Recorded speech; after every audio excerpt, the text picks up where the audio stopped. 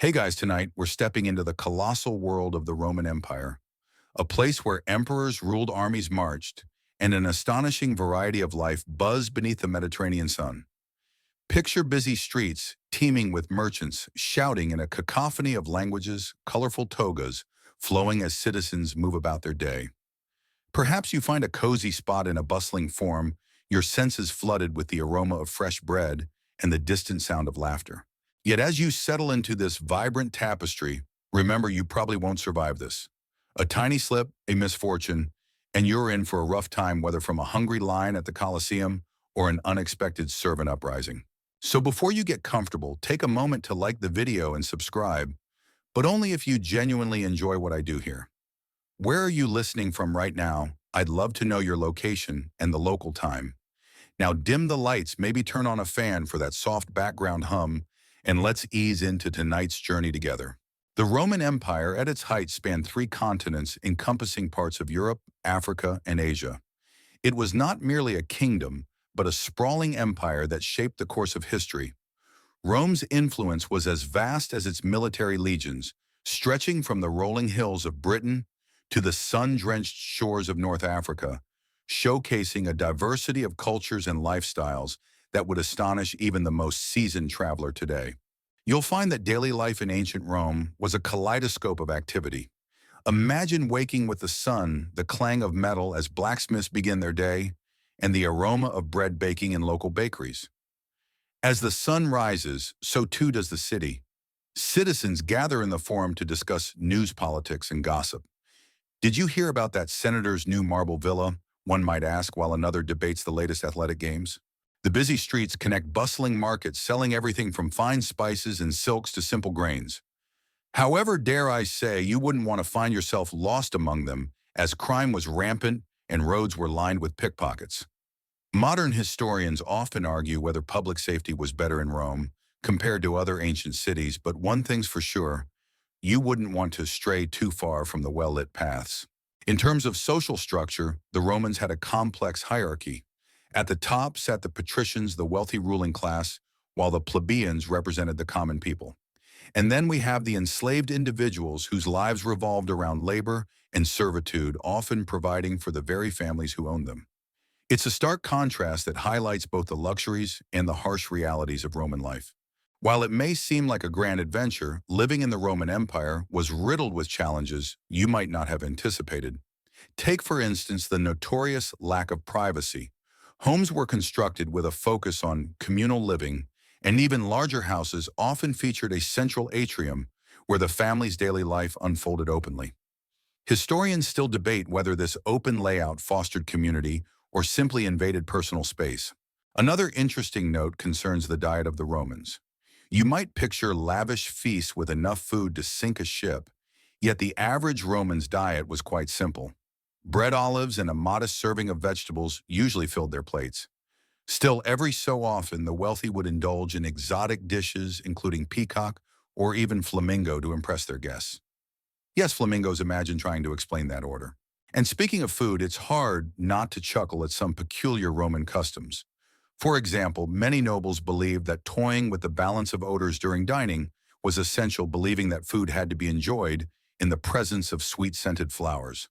Historians still argue whether this preference for floral fragrances improved the dining experience or simply distracted diners from the questionable taste of the food itself. As we continue on this journey, keep those curious thoughts in mind. Can you imagine how it would feel waking up in a world so vastly different from the one you know? As the sun sets over the Roman Empire, we will uncover more layers of this intricate society, revealing secrets and stories that you wouldn't find in a typical history book. Now let's continue unraveling the daily grind of life during this ancient reign filled with its ups and downs. As we drift into the heart of daily life in Imperial Rome, picture yourself ambling along a bustling street. The sounds of traders hawking their wares surround you, the clink of coins, the rustle of fabrics, and snippets of heated discussion create a symphony uniquely Roman. You can almost feel the warmth of the sun radiating off the cobblestones as you navigate through this vibrant urban landscape. Little do you know, living here is a balancing act of survival and social maneuvering. Do you really think you could handle it? Spoiler alert, you probably wouldn't last. The morning begins early. As the sun rises, you would awaken to the insistent crowing of roosters, signaling a new day in the city. Most Romans, especially those who weren't part of the leisure class, had to rise with the dawn. You'd likely start your day with a simple breakfast of bread dipped in wine or a porridge of grains consumed quickly before heading out to work. By the time the sun climbs to its peak, the streets are alive with the energy of thousands each person weaving their own story into the fabric of the empire. Life in Rome varied dramatically based on social status. The wealthy patricians lived in grand domus houses featuring intricate frescoes and mosaics, while plebeians made do in cramped insulae, particularly in the poorer districts. These insulae or apartment buildings often lacked basic amenities and fire safety regulations were frequently ignored. Historians argue whether city planning was truly a Roman achievement or merely a desperate scramble to house a burgeoning population. Regardless, spending a night in one might just make you reconsider any thoughts of staying too long in the city. Let's not forget the unique mix of both public and private life. At noon, many Romans would arrive at the Forum, a central hub for commerce and social interaction. Here, the exchange of news was lively. Perhaps you would overhear the latest gossip about Julius Caesar or the whispers of rebellions simmering in the distant provinces. While today's politics may seem like a circus, the Roman public was deeply engaged in their government's affairs, more so than many of us might be inclined to admit. You can almost imagine the rhythmic flow of discussion punctuated by exclamations and laughter, creating a lively atmosphere that echoed across marble columns. Meanwhile, if you were lucky enough to belong to the upper classes, the afternoon would often bring a leisurely siesta, a respite from the midday heat. However, for the majority, work was a never-ending cycle of labor. From bakers to artisans and street vendors, the options were vast but often dictated by familial ties. For instance, many sons followed in their father's footsteps as carpenters, smiths, or merchants talk about job security, yet you may find it amusing to note that professional acting was frowned upon for free citizens, so all those tragic tales on stage were performed by enslaved individuals or freedmen. It's a curious irony in a society that loved theater so much. Speaking of entertainment, let's not overlook the role of dining in social life. During a substantial meal, Romans adhered to peculiar customs that might seem clumsy by today's standards. Reclining while eating a rather comfortable position was typical among the elite, where they would gather around low tables piled high with delicacies. Can you imagine trying to eat a whole fish while lying on your side? What a mess, but that's Roman dining for you. Known as cena, these meals could last for hours with multiple courses introduced to keep the conversation and the wine flowing. The wealthy dined on exotic dishes that often included sauces made with fish guts and attention-grabbing presentations such as live eels. Historians still argue whether these extravagant affairs were truly enjoyable or just elaborate competitions reflecting social status. You might find it confusing to navigate through etiquette. Can you imagine asking for seconds? Yet while we're laughing at absurd dining practices, let's touch on the peculiar sanitation standards of the time. You wouldn't want to think too deeply about how the Romans managed waste, particularly considering the absence of modern plumbing. Public toilets were common, typically featuring long benches with no dividers, which must have led to quite the shared experience. A tool called the tersorium, a sponge on a stick, was used for cleaning. Definitely not an invention that would survive the ages. Even more fascinating, some Romans considered communal toilets a place where diplomatic discussions could happen. Talk about multitasking. In the evening, after a day spent working, socializing, and feasting, Romans often retreated to taverns or bathhouses. Bathhouses, known as thermae, were as much social hubs as hygienic spaces. You'd emerge from the hot steam and immerse yourself in cold water if you managed to elbow past the crowd. It's a wonder that these citizens didn't organize to create a civilized spa experience. Instead, they embraced the chaos. You wouldn't want to miss this unique scene where bonding occurred as freely as the water flowed, all while discussing politics, philosophy, or the latest gladiatorial outcomes. Lastly, it's important to recognize the diverse lives that coexisted within Rome's vibrant population. Smart Romans capitalized on opportunities for trade and interaction with cultures from Africa, Asia, and beyond. As the empire expanded, so did its influences, leaving you to consider how interconnected the ancient world really was. Can you imagine learning a language from a trader at the market or hearing tales of far-off lands? The pulse of life in Rome was one that echoed through time, intriguing, and often chaotic. As day turns to dusk, reflecting on the daily lives of Romans unveils not just their trials, but also their adeptness at making a life amidst chaos. You may wonder if you could truly thrive in their world, but take solace in the thought that you're cozy at home, wrapped in a blanket far away from the bustling streets of ancient Rome. After immersing ourselves in the lively routines of Roman daily life, let's dive into the culinary world, the surprisingly elaborate and occasionally bizarre realm of food and drink in ancient Rome.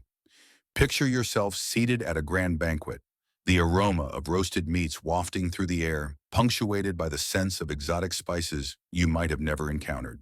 However, as you indulge in this gastronomic paradise, you may very well wonder, would your taste buds survive this culinary adventure?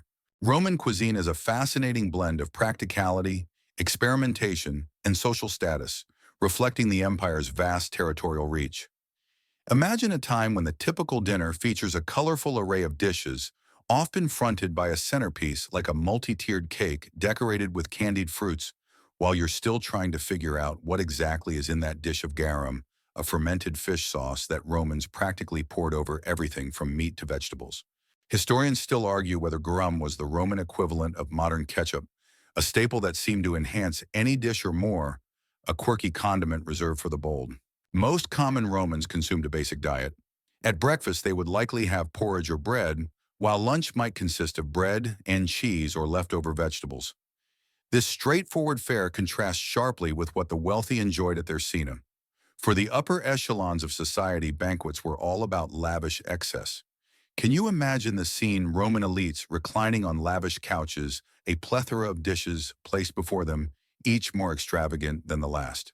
An interesting aspect of Roman dining customs was the emphasis on fresh ingredients, often from nearby markets. You'd witness bustling scenes of vendors selling fresh produce and fish, all while pigeons skitter along the ground, looking for scraps. Food was often seasoned with herbs and spices brought from distant lands, providing an aromatic twist to even the simplest dishes. Yet amidst this gastronomic abundance, the health of the populace was often in question. Poor sanitation practices and a lack of food preservation. Can you imagine potential health crises arising from the delightful complexity of Roman delicacies? And for the elite, every meal was an opportunity to showcase wealth and status. Not only was the quality of the food important, but the presentation was as well.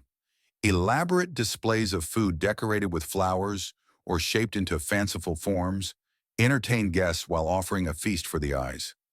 Imagine a dish so beautifully arranged that you would almost feel guilty digging in, and secretly you'd hope it was as delicious as it looked. Let's not overlook the role of wine in Roman society.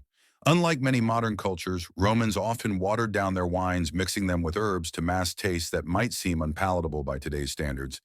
Wine was both a staple and a status symbol, and asking for a pitcher of neat wine might raise eyebrows and your chances of being dubbed a barbarian. Historians still debate whether it was the weakening of the aristocracy's palate or a genuine health concern that made dilution popular. Regardless, for a traveler from the future, tasting straight Roman wine would probably feel quite far from the refined vintages we savor today. But it wasn't just food and drink that defined Roman dining. It was also their rituals. Many meals commenced with a prayer to the household gods, a way to ensure divine favor upon the gathering. Just imagine, as you're about to dig into that wonderfully roasted peacock, the host standing up to honor the gods, while you awkwardly wonder how on earth they would react if you accidentally spilled your wine all over the table. In addition to regular meals, Romans celebrated lavish feasts for holidays and special occasions, showcasing some of the most extravagant dishes imaginable. Think lobster partridges and even dormice stuffed with minced meat and spices. You'd find yourself both repulsed and intrigued. Who knew dormice could be so fancy? Yet as shocking as seems, some might even enjoy munching on these delicacies, completely unfazed by the idea of eating such creatures. Now let's touch on the role of food in Roman social dynamics.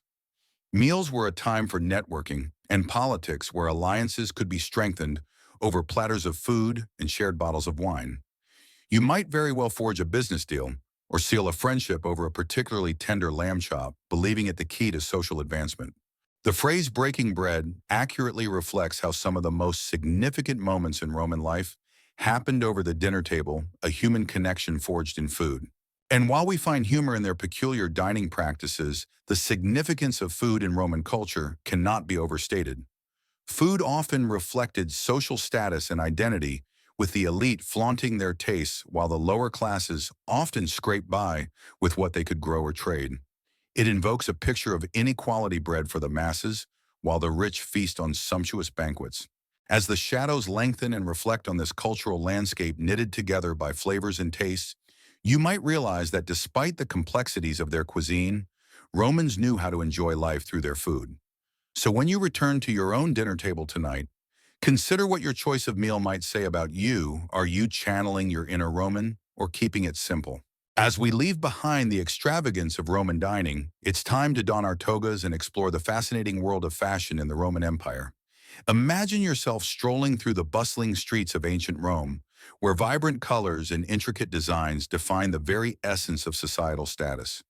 The draping of fabrics, the hues of your toga, and the embellishments of your sandals can all convey a complex tale of identity and wealth. But before you start piecing together a wardrobe worthy of an emperor, ask yourself, would you truly know how to navigate this sartorial landscape? The toga is perhaps the most iconic garment of ancient Rome, mostly worn by male citizens. Picture a large piece of wool fabric approximately 6 to 8 meters long. The way it enveloped the body reflected not just personal style, but also social status.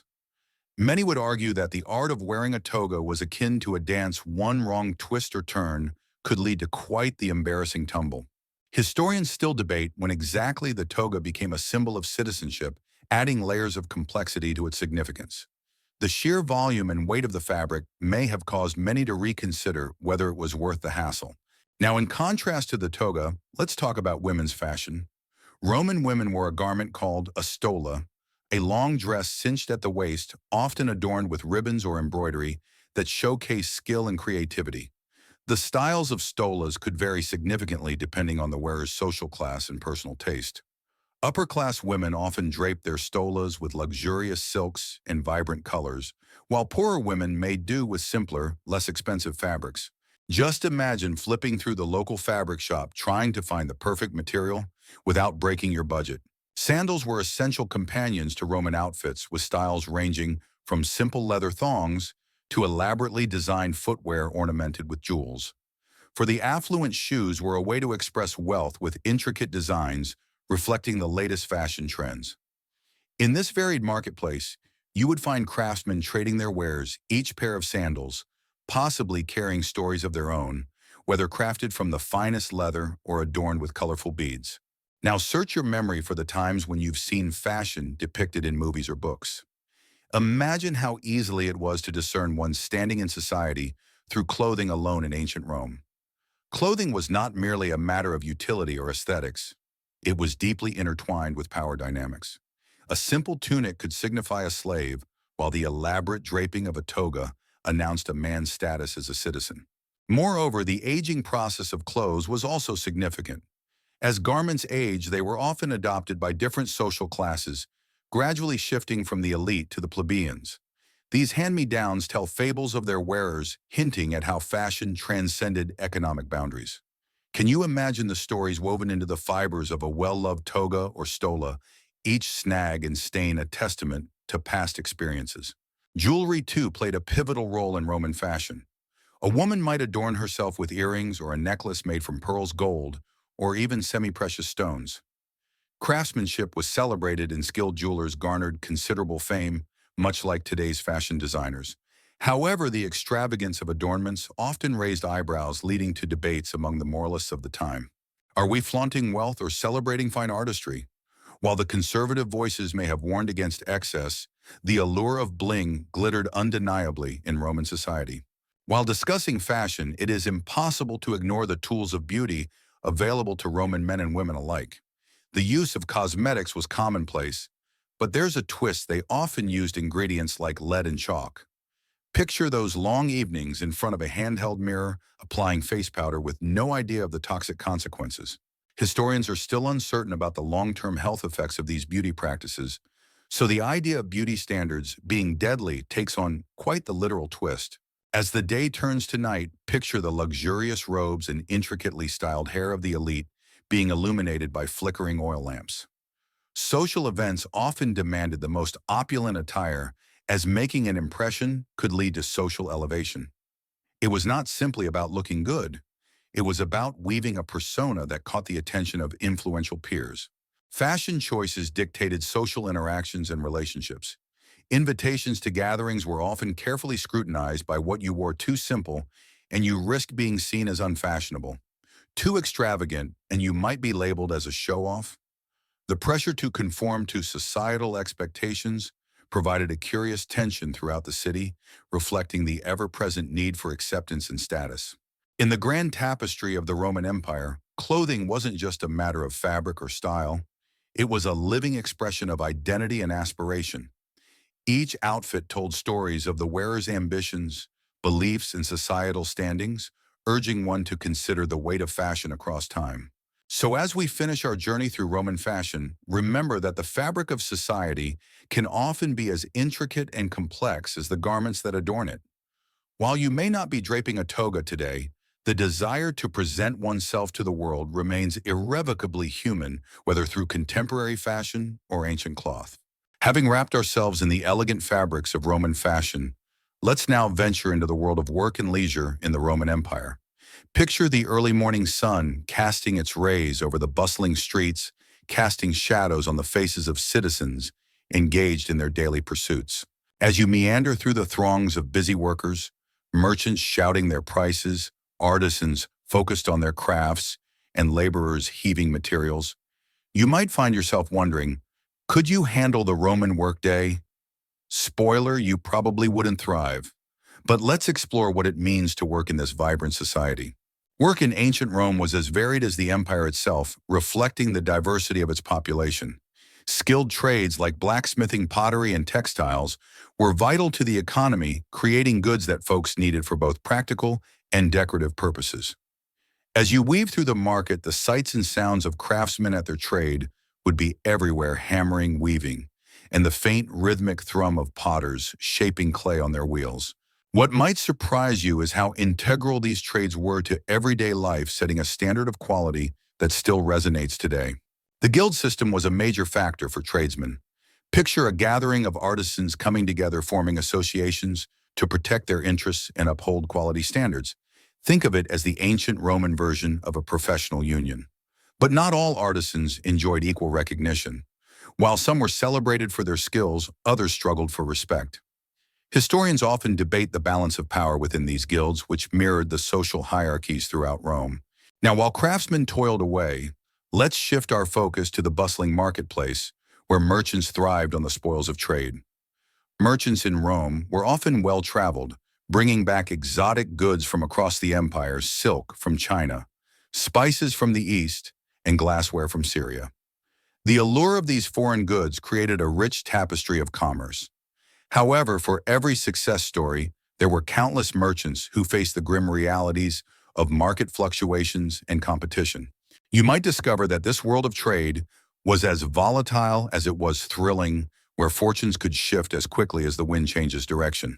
Yet contrasting sharply with the prosperous classes, many Romans labored in less glamorous jobs, from agricultural work in the countryside to menial tasks in urban settings. A significant number of Romans were enslaved individuals who worked in households or on farms, contributing massively to the empire's economy. These workers often endured grueling hours and harsh conditions, leading to a contrasting life where the elite enjoyed leisure while the laborers toiled endlessly. Imagine grappling with the realities of servitude after a hard day's work. This was a stark reminder of the empire's reliance on a system that rendered many invisible. In terms of leisure, however, even the laboring classes found moments of respite, especially on market days when the rhythm of life shifted. Public baths were incredibly popular, serving as places to socialize, relax, and unwind after a long day. Picture yourself stepping into a massive bathhouse, the air filled with steam and laughter, as friends engage in light banter while relaxing in warm waters. The baths were not just for washing. They were social hubs where the lines between class and status blurred temporarily. Entertainment played an essential role in Roman leisure, from theatrical performances to circuses and gladiatorial games.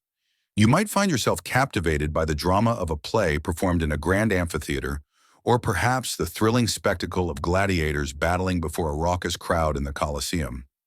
The roar of the spectators would resonate with excitement, reminding you that in this empire, the pursuit of pleasure often eclipsed the harsh realities of daily life. As for games, Romans took sports seriously. The Olympic legacy intertwined with their own traditions, leading to numerous local games showcasing athletic prowess. You could probably visualize competitions such as chariot racing. The thrill of watching skilled charioteers fly around the oval tracks would leave your heart racing even in the lush familiarity of your own home. But unlike today, the stakes were dire. Losing meant more than just pride. It could mean life or death for both the athlete and the owner. It's curious to think about how the Romans balanced their time between work and leisure. Historians still debate whether the social structures of labor created too stark a divide between classes, or if leisure activities genuinely fostered a sense of community among the diverse inhabitants of the empire. Would everyone escape their burdens for a fleeting moment, or do the rampant inequalities persist even during times of relaxation? Ultimately, the interplay between labor and leisure in ancient Rome paints a complex picture. On one side, you see the artisans, merchants, and laborers putting forth their effort, while the other side reveals the pleasures and entertainments that dominated the public spaces. It's a dance of survival and celebration, firmly rooted in a society where the human spirit thrived against the odds. With the sun setting on this exploration of work and leisure, consider how these roots of ancient Roman life echo into ours today. The dance between labor and relaxation continues reminding us that underneath the modern hustle, there exists a long heritage of seeking balance, a pursuit as old as time. As we shift our focus from the bustling markets and theaters of Rome, let's turn our attention to the curious world of strange laws and customs that govern daily life in the empire. Envision yourself walking through the streets adorned with marble statues and ornate columns while observing how rules shape not just behavior, but also the very fabric of society. You might be surprised at what you would encounter, and perhaps relieved that the calendar doesn't compel you to live by these peculiar practices that permeated Roman life. Roman law was a complex web combining established customs with legislation that evolved over time. At its core, the 12 tables created around 450 BCE served as the foundation for Roman legal practice, outlining rights and duties that would guide citizens. However, as you soon might discover, not all laws were practical or just. Picture, for instance, the law that deemed any man who failed to properly declare his debts subject to public humiliation. Imagine being dragged in front of the forum, a veritable disgrace. Historians still argue about the effectiveness of such shame as a deterrent. Did public shaming lead to better financial responsibility, or did it simply encourage citizens to lie through their teeth? Among the bizarre legal customs you might stumble upon, the infamous law allowing a father the right to sell his son into slavery during the Republican era. Although this practice gradually faded, you can't help but shudder at what concept of family honor was intertwined with such authority. It certainly raises questions about paternal rights and family dynamics that still resonate today. Just imagine that nail-biting family dinner discussion. Then there are the lesser-known laws that would spark amusement and disbelief among modern audiences. For instance, in Rome, there existed a law that forbade certain types of games during funerals. The law aimed to maintain decorum during what was supposed to be a somber occasion. Yet you might envision grieving family members unexpectedly laughing at a game of dice or a wrestling match breaking out amidst the tragic ceremonies. Historians continue to debate whether such regulations genuinely reflected the character of Roman society or merely served as a reflection of the state's desire to control all aspects of life. Can you imagine trying to maintain peace in a culture so rich in spirited debates?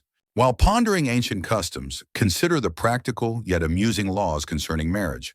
For example, during the reign of Augustus, a law was enacted requiring that citizens marry and bear children or face penalties, including, bizarrely enough, the loss of property rights. This unusual incentive program nudged citizens toward creating larger families, but one must wonder about the emotional toll of being compelled to wed. Would you dread each matrimonial meeting with potential suitors? Then we have the infamous law of the Lex de Imperio, which held that any soldier who deserted his post could be punished by death, or more whimsically, could also face the curious fate of being condemned to fight 2 days in the arena against an assortment of beasts and gladiators. The very notion of fighting for your life after abandoning your comrades feels absurd, yet highlights the stark risks that soldiers faced. Historians still debate whether such punishing customs stunted recruitment efforts as men pondered the consequences before entering service. After all, who wants to consider a future punctuated by wild animal confrontations? Another curious aspect of Roman law involved the sale of subpar goods. Merchants caught selling tainted or counterfeit products faced severe penalties, including potential exile. Imagine being publicly humiliated, stripped of your goods, and exiled for trying to make a quick profit on fake wine. That would certainly encourage honesty among traders, wouldn't it? As you delve deeper, you might wonder whether the legislation against counterfeit goods was more about creating trust among consumers or about ensuring the wealthy could maintain their profits. The tangle of motives behind rewards and punishments remains as confounding today as it was back then. And who could overlook the customs surrounding death funeral processions, where grand affairs often featuring elaborate displays of art and mourning? However, one striking practice involved hiring professional mourners who would tear their clothes and wail at the top of their lungs for the deceased. Can you imagine that level of hype at a funeral?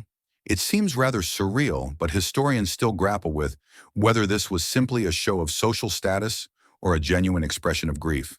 Finally, don't forget about the curious legal maneuvers regarding property succession. The Romans had strict inheritance laws which sometimes dictated that the eldest son of a family received the lion's share of the estate. This could lead to situations of familial strife with brothers somewhat nervously eyeing their inheritance, rather akin to dramatic family soap operas playing out on the dusty streets of Rome. As we reflect on these eccentricities of Roman law and custom, it's clear that while many of these practices have long since vanished, the complexities of human behavior remain consistent through time. Perhaps you're relieved you won't be required to wrestle beasts or declare your debts publicly. Nonetheless, the peculiarities of Roman law remind us of how layered human society can be, decisions made not merely from logic, but from cultural identities interwoven with stratified hierarchies. So as the sun sets on this exploration of Roman laws and customs, realize that beneath the surface of civilization lies a rich tapestry of human experience laden with irony, humor, and sometimes bewildering practices that echo throughout the ages. As we shift perspectives from the peculiar legal landscape of ancient Rome, let's delve into the enigmatic realm of medical practices that colored their understanding of health and wellness. Imagine yourself laden with fascination and curiosity as you find yourself among Roman physicians observing their practices.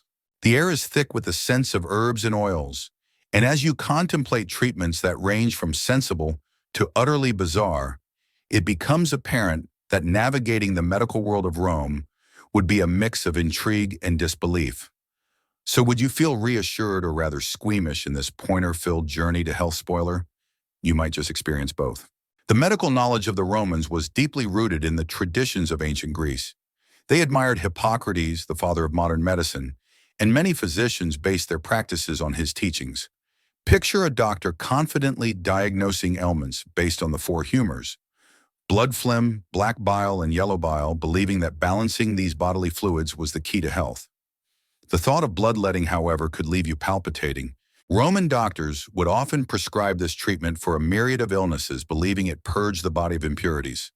Historians still debate whether this approach did more harm than good, with the sheer number of patients who just couldn't seem to find balance in their vital humors. The methods used by Roman physicians were often accompanied by a mix of herbal remedies and superstitions. For a common cold, you might find someone championing the use of garlic or honey, but others might place their faith in the mystical arrangements of gems and stones. Yes, you heard right. Imagine being told that carrying a piece of amethyst could ward off headaches. While some remedies were indeed practical, the blending of folklore with early medicine created a puzzling environment where common sense was sometimes sacrificed at the altar of superstition. You may also be surprised to learn of the daring techniques employed by surgeons. Surgical practices, while rudimentary by modern standards, saw some progress. Romans used tools like scalpels and forceps, and they performed a range of procedures from amputations to treating wounds. However, you wouldn't want to be that patient. Anesthesia was virtually non-existent, often replaced by a strong drink or biting down on a wooden rod. How's that for pain management? Historians still argue whether the use of opium, while known, was widespread enough to ease such agonizing procedures. As you wander through ancient apothecaries, you might come across shelves lined with jars of various concoctions, promising cures for everything from lingering coughs to skin conditions. The pharmacists of the time, often called medici, would mix their potions based on traditional recipes. One particularly popular remedy was a mixture called theriaca, a potent blend of spices said to combat poisons. Imagine guzzling down that bold mixture packed with ingredients like myrrh, opium, and even snake hearts. You'd feel brave, or perhaps borderline reckless. Now, as you explore, consider the impact of the Roman army on medical advancements. Camp followers, often women, provided care to injured soldiers, which led to a gradual evolution of battlefield medicine. Battlegrounds were messy places of chaos, and the need for efficient triage led to innovations we would recognize today. Can you imagine the uproar when a surgeon had to assess whether the loss of a limb was preferable to trying to save it? The grind of necessity paved the way for honing surgical skills that would influence later practices. In the realm of women's health, Roman physicians had surprisingly limited knowledge compared to their understanding of male ailments. Gynecological issues were often dismissed or shrouded in myths. Women experienced childbirth with a range of advice from midwives. Many procedures remained rooted in tradition rather than evidence. While some women relied on the expertise of skilled midwives, the lack of formal medical insight placed them in precarious situations. Historians still debate how societal roles impacted women's access to medical care, often noting that the value placed upon women's health was overshadowed by that of men. Yet even amid the quirks of ancient medicine, one can find traces of compassion and care. The famous physician Galen, for instance, whose works shaped medical understanding for centuries, advocated for patient empathy, an instinctive move towards a humane approach. You might consider how, despite the absence of modern technology, wise practitioners sought to ease suffering, echoing the essence of medicine, a human endeavor. As the sun sets on your medical journey through Rome, it becomes apparent that while the Romans boasted a range of practices, from the practical to the absurd, their quest for understanding health, balancing science, tradition, and superstition was a reflection of their humanity. For all the bizarre concoctions and grim methods, the pursuit of healing was profoundly human, intertwining fate with faith in remedies, regardless of how questionable they may seem today. So as you weigh the knowledge of ancient medicine, remember that the legacy of these practices resonates through time. The struggle for health, the pursuit of wellness, and the hope for healing are as relevant now as they were then, echoing the age-old saying, "What doesn't kill you makes you stronger," especially in the ancient Roman world. Transitioning from the often bizarre medical practices, let's now embark on an exploration of the role of women in Roman society, a topic that intertwines with themes of power, privilege, and everyday life.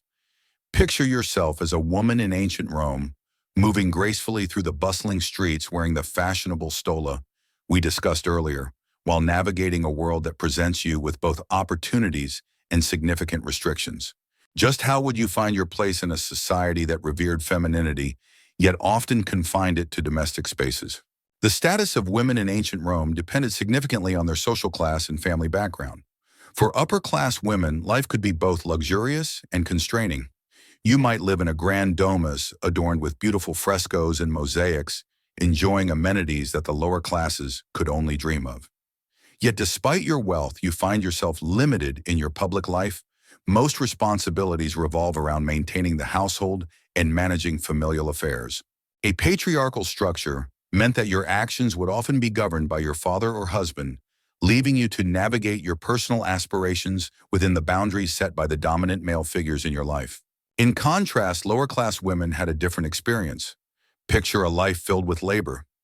Many of these women worked alongside their families in agriculture or sold goods in the market. Their roles were vital to the household economy, yet their contributions often went unrecognized. You can imagine the weariness marked on their faces after a long day of labor, balancing duties at home with responsibilities in the bustling marketplace. While their lives were challenging, such women often commanded respect in their communities for their resilience and hard work. Their voices, while quieter, echoed power in their determination. Marriage was a key aspect of a woman's life, and it often began as a political arrangement between families. Can you imagine being married off at a young age with little say in the matter? Typically, marriages were arranged to unify families or secure wealth and resources. As a young bride, your primary role would be to produce heirs preserving your family's lineage. Celebrations that accompanied weddings reflected the societal expectations placed on women, complete with lavish feasts and rituals. Yet not all women conformed to these expectations. Some, like the historically significant figures of Livia Drusilla and Agrippina the Younger, wielded considerable influence. Livia, the wife of Emperor Augustus, known for her political savvy, was more than just a consort. She played a strategic role in navigating the intricacies of power in the imperial family. Imagine having the ability to sway decisions from behind the scenes while maintaining a poised public image.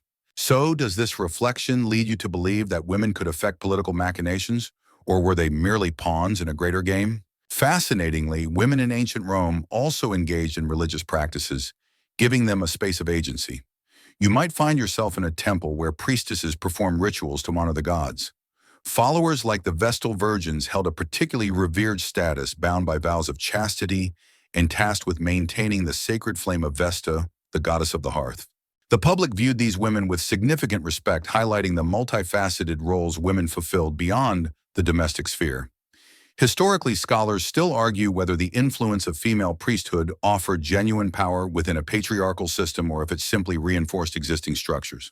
In artistic realms, women also had their place, though often largely marginalized. While elite Romans had access to fine education, many women were taught domestic skills rather than scholarly pursuits. Still, they contributed to the arts through embroidery, pottery, or household decor, infusing creativity into their daily lives. Imagine the delicate touch of a woman crafting intricate patterns on a piece of textile, transforming the mundane into the beautiful. However, despite such talents, the larger-than-life narratives painted by male authors often overshadowed their contributions. Sisters, mothers, and daughters formed kinship bonds that could be both nurturing and transactional. A woman's emotional life often revolved around these familial relationships. Rarely would you find a woman expressing discontent with her role openly, as social norms pressured her to stay within the confines of decorum. Yet familial alliances could also be a source of strength. Friendships among women could foster solidarity amid societal constraints, leading to poignant support networks. Despite the constraints of a patriarchal society, many women carved out unique identities within the Roman framework. You would often witness how these women adapted to limitations, finding ways to assert their influence in subtle yet meaningful ways. Perhaps these moments of resilience and strength resonate as echoes of a timeless endeavor for agency that we still witness today. So as we meander through the lives of women in ancient Rome, take a moment to ponder the complexities of their existence. Each tale, painted with strokes of empowerment and limitation, reflects a struggle for identity amidst the broader narrative of a society striving towards greatness. With the complexities of women's roles in ancient Rome illuminating our understanding of society, let's now navigate the intricate tapestry of religion and rituals that permeated daily life. Imagine stepping into a bustling temple courtyard, sunlight streaming through the columns as priests conduct sacrifices and citizens gather for festivals and worship. The air brims with the scent of incense and freshly cut flowers, serving as a vibrant reminder of the divine influence woven into the very fabric of Roman existence. But the question looms large: just how interwoven were these religious practices with the everyday lives of Romans? In ancient Rome, religion was not confined to church services or private prayer. It was an omnipresent force guiding social norms, politics, and personal choices. At the heart of this practice was a plethora of gods and goddesses, each presiding over different aspects of life.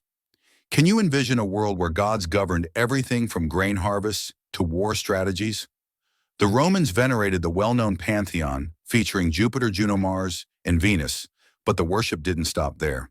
Lesser-known deities like the household god Lares received offerings and prayers, reinforcing the belief that divine favor was essential for daily life. Festivals and ceremonies punctuated the Roman calendar, each dazzling display a testament to the importance of these traditions. Take the celebration of Saturnalia, for example, a week-long festival in December, to honor Saturn, the god of agriculture. Picture yourself amidst the festivities where social norms were temporarily upended, slaves were given freedoms, gifts were exchanged, and everyone rejoiced in a carnival atmosphere. The amazing ambiance challenges you to consider how a society reconciles oppression with moments of collective celebration. Historians debate whether such festivals serve to placate the masses or genuinely foster joy. Either way, the spirit of Saturnalia was a much-anticipated reprieve from everyday life. The significance of rituals also extended to personal milestones, such as births, marriages, and funerals, each marked by their own special ceremonies and offerings. When a baby was born, family members would celebrate with rites to invoke blessings for good health and fortune.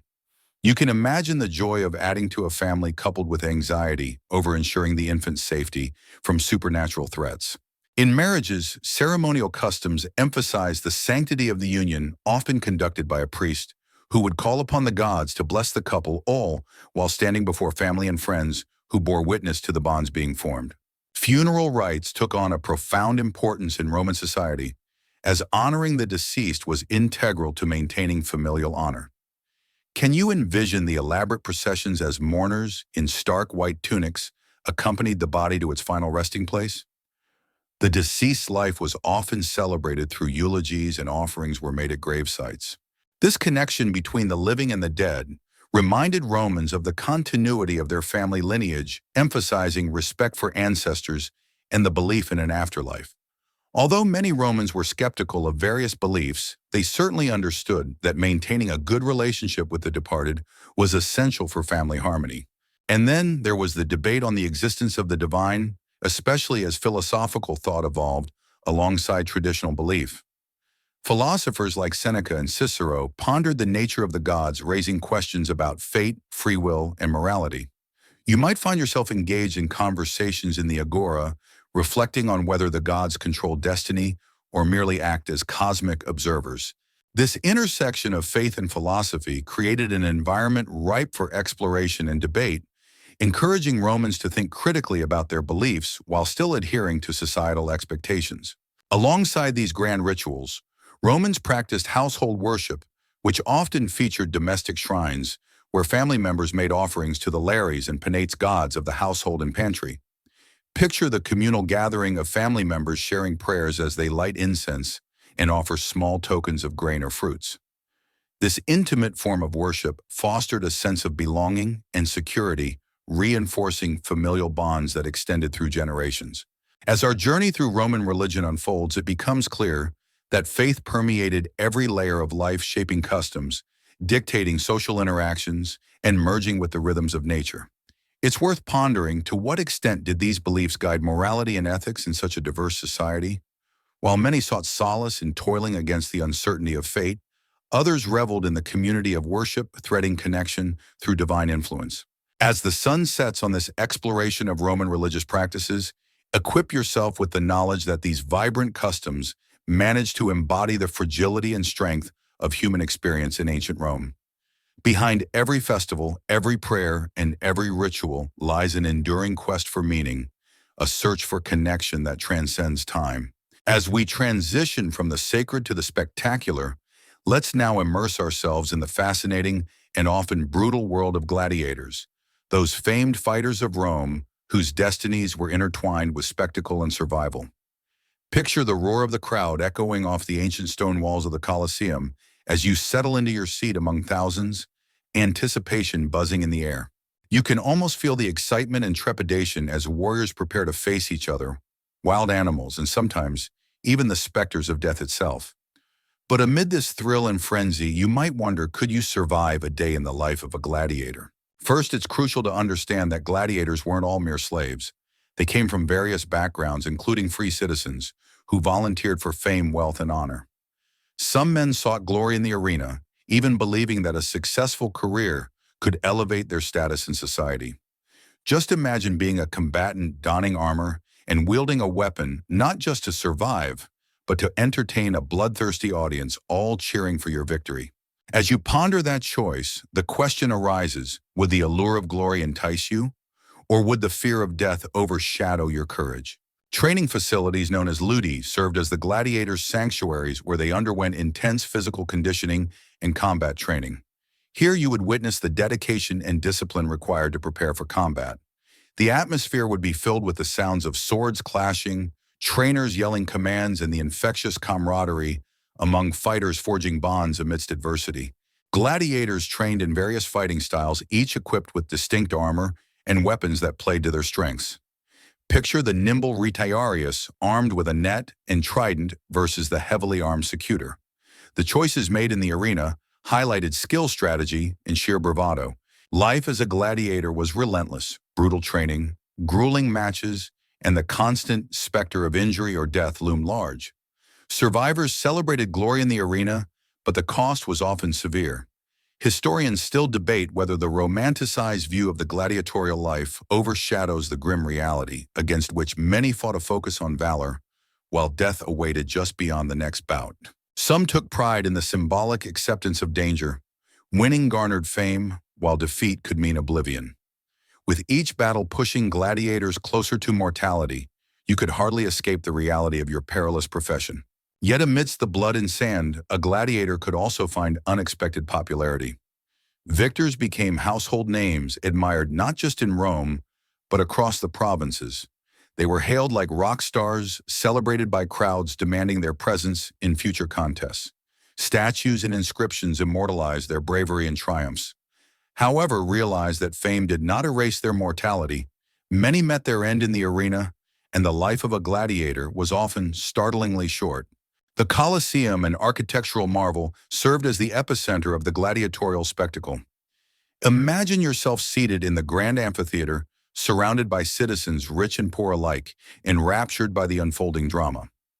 The layout of the Colosseum allowed for a range of shows, from grand hunts with exotic animals to theatrical reenactments of historical events that culminated in bloodshed. Strategically designed for maximum viewership, you could see that every seat afforded spectators an unparalleled view of the action. The sense of community in blood sport was palpable yet unsettling. While some narratives depict the synthetic valor of these fights, records indicate that a significant number of gladiator matches might have been rigged or staged for dramatic effect. A gladiator might, under certain circumstances, receive a pardon for entertainment purposes or to heighten suspense. The reality was often more theatrical than genuine. Historians still debate the ethics of such practices, pondering to what extent morality was sacrificed for thrill. Interestingly, female gladiators or gladiatrices also fought, although they were a rare sight indeed. Imagine being a woman in an arena challenging societal norms as you wielded your weapon. While they didn't achieve the same level of fame as their male counterparts, their presence in the arena demonstrated a fascinating, albeit dangerous, rebellion against the traditional roles assigned to women. Their participation blurs the lines between strength and societal expectation, creating a narrative of empowerment amidst an often archaic context. As these arena stories unfold, consider how they reflect broader themes of life, death, and the visceral thrill of competition. The significance of the gladiators transcended mere entertainment. They embodied the Roman values of bravery and martial prowess, eloquently demonstrating humanity's age-old desire for conflict and resolution through sport. So as our journey through the brutal yet captivating world of gladiators concludes, recognize their impact on Roman culture, a pursuit of glory amid the ever-present reality of mortality. For every haunting cheer that erupted in the Colosseum, remember that gladiators were more than mere fighters. They were individuals gripping tightly to hope and heroism in their audacious dance with fate. Having emerged from the blood-soaked sands of the arena, let's turn our attention to the remarkable engineering achievements of the Roman Empire, particularly the legendary roads that crisscross the vast territories. Picture yourself standing at the edge of a well-paved road. Its stones are tightly fitted together, creating a durable surface that had borne the weight of armies and merchants alike. As you consider the immensity of this network, you might wonder, just how did these roads shape the very foundation of Roman civilization? The Romans were masterful engineers, and their roads, known as viae, were a monumental legacy that spanned over 250,000 miles at the empire's height. Each road was meticulously constructed, often starting with a sturdy foundation of large stones, followed by layers of smaller materials to ensure proper drainage. Imagine a world where travel could be measured in days instead of weeks or months, thanks to the Romans' commitment to laying down these thoroughfares. The saying, "all roads lead to Rome," reflects not just a literal truth, but also the centralized approach the empire took towards trade, communication, and military logistics. These roads facilitated the movement of armies, enabling rapid deployment across the empire to maintain control over distant provinces. Can you picture the clatter of Roman legions marching in tight formation armor, glinting under the sun, their efficiency bolstered by these well-maintained routes? The presence of roads meant that legions could travel up to 20 miles a day, a feat that would not only intimidate enemies, but also demonstrate the organizational prowess of Rome. Historians still debate the exact impact the road system had on military strategy. Did it give the Romans an unbeatable edge, or was it merely one aspect of a broader strategy? Furthermore, the roads played a crucial role in commerce by connecting cities and provinces, allowing goods and resources to flow with relative ease. Imagine the bustling marketplaces in distant towns brimming with goods from across the empire, spices, textiles, and exotic animals, even reaching your local vendors, all thanks to this intricate network of routes. Merchants could now transport heavier loads at a fraction of the time, leading to economic prosperity. It's fascinating to consider how this web of roads contributed not just to commerce, but also to cultural exchange. Ideas, languages, and customs were disseminated alongside traded goods, tying the empire together in a unique tapestry of diversity. Yet the roads were not just for military or mercantile use. Ordinary citizens also traversed these routes. Pilgrims journeying to various cities, farmers taking crops to market, and families migrating to new regions all took advantage of the connectivity provided by the roads. You could find ordinary Romans sharing tales, swapping goods, and mingling with travelers from afar, creating a vibrant social fabric along the bustling thoroughfares. The energy that flowed through these roads symbolized the strength of the empire, serving as a physical manifestation of Roman unity. As you delve deeper into the logistics of these roads, consider the extensive maintenance required to keep them in optimal condition. Repairs and upgrades were a continuous process, often funded by local governors or disgruntled nobles eager to display their loyalty to Rome. Can you imagine the laborious effort put forth to ensure that these paths remain passable during rainstorms or snow? Interestingly, the Roman government set up a system where specific sections of roads belonged to different provinces, reinforcing local investment in the upkeep of these vital routes. Additionally, the Romans developed a unique system of milestones known as miliaria, which lined the roads to indicate distances to travelers. Imagine spotting those ancient stone markers during your travels, reassuring you that you were indeed on the right path both physically and metaphorically. It also provided a sense of safety and a constant reminder of connectivity to the vast empire, emphasizing that you were never truly isolated. So, as we reflect on the significance of these roads and their impact on Roman society, consider how they served as arteries of civilization, allowing the empire to thrive and evolve.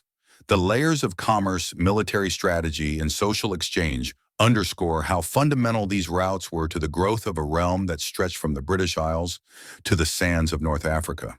Ultimately, the legacy of the Roman road networks continues to resonate in modern times, inspiring contemporary infrastructure projects worldwide. Each construction builds upon the lessons of those ancient engineers who understood that well-laid roads were crucial to sustaining a civilization. As our exploration of Roman engineering comes to a close, remember that their spirit of innovation not only paved paths, but also forged connections that transcended distance, a timeless testament to the human quest for unity and progress. Having traversed the impressive networks of Roman roads, we now turn our attention to the vibrant realm of entertainment and theaters in ancient Rome.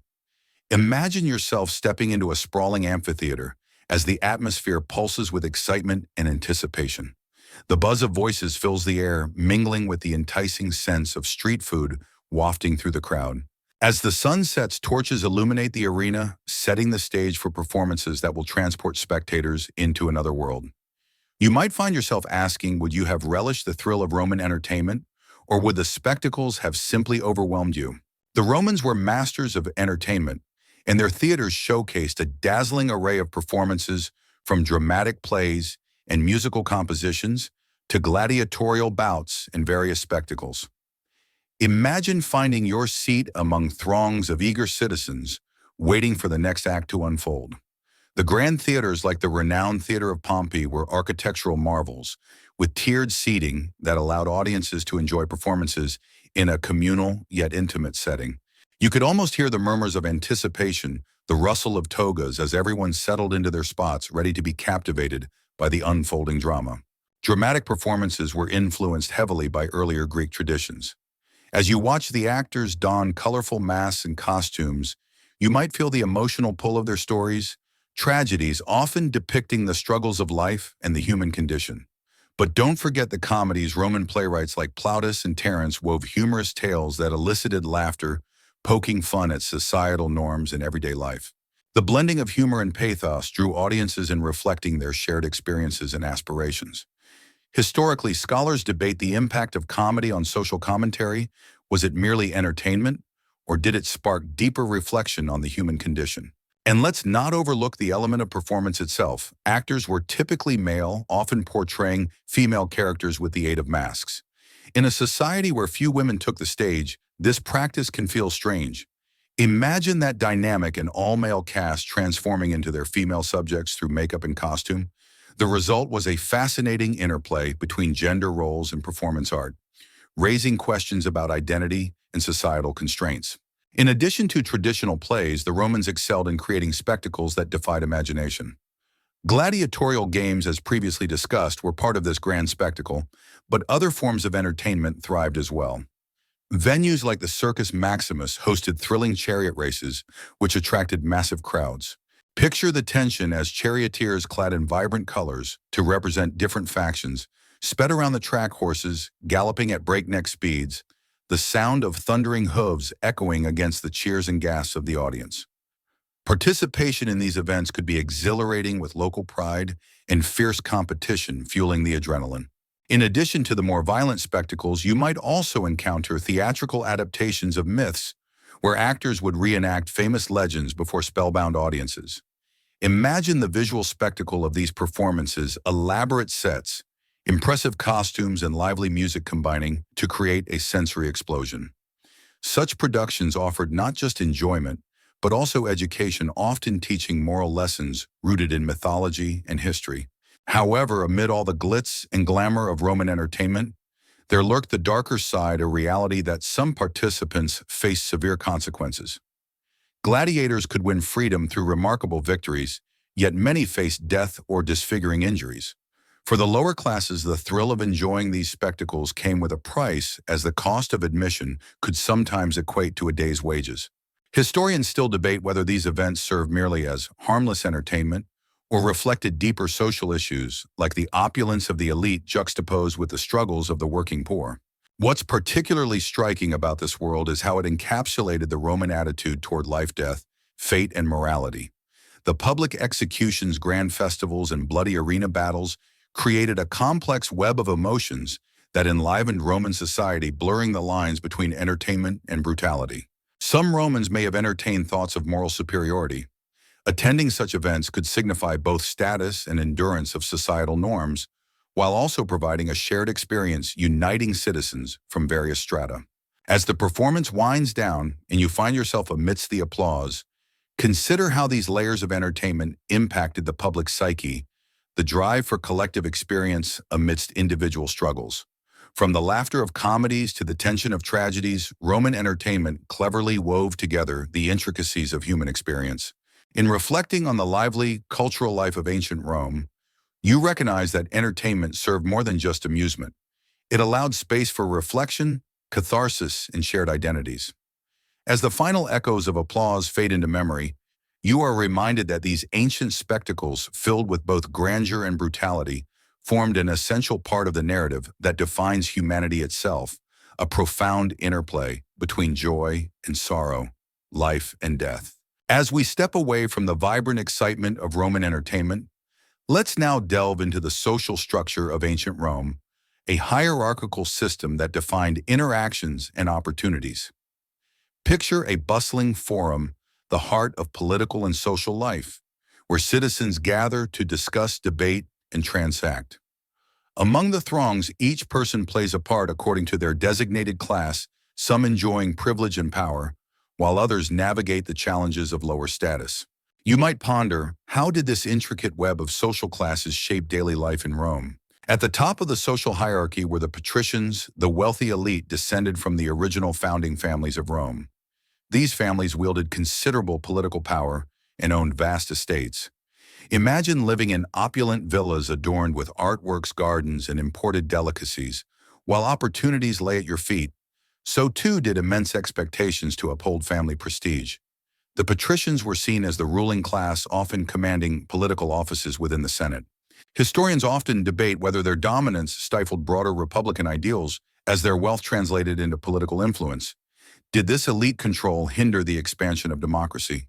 Beneath the patricians existed the plebeians, the common folk who comprised the majority of the population. This class included artisans, farmers, merchants, and laborers, each contributing to the empire's economy.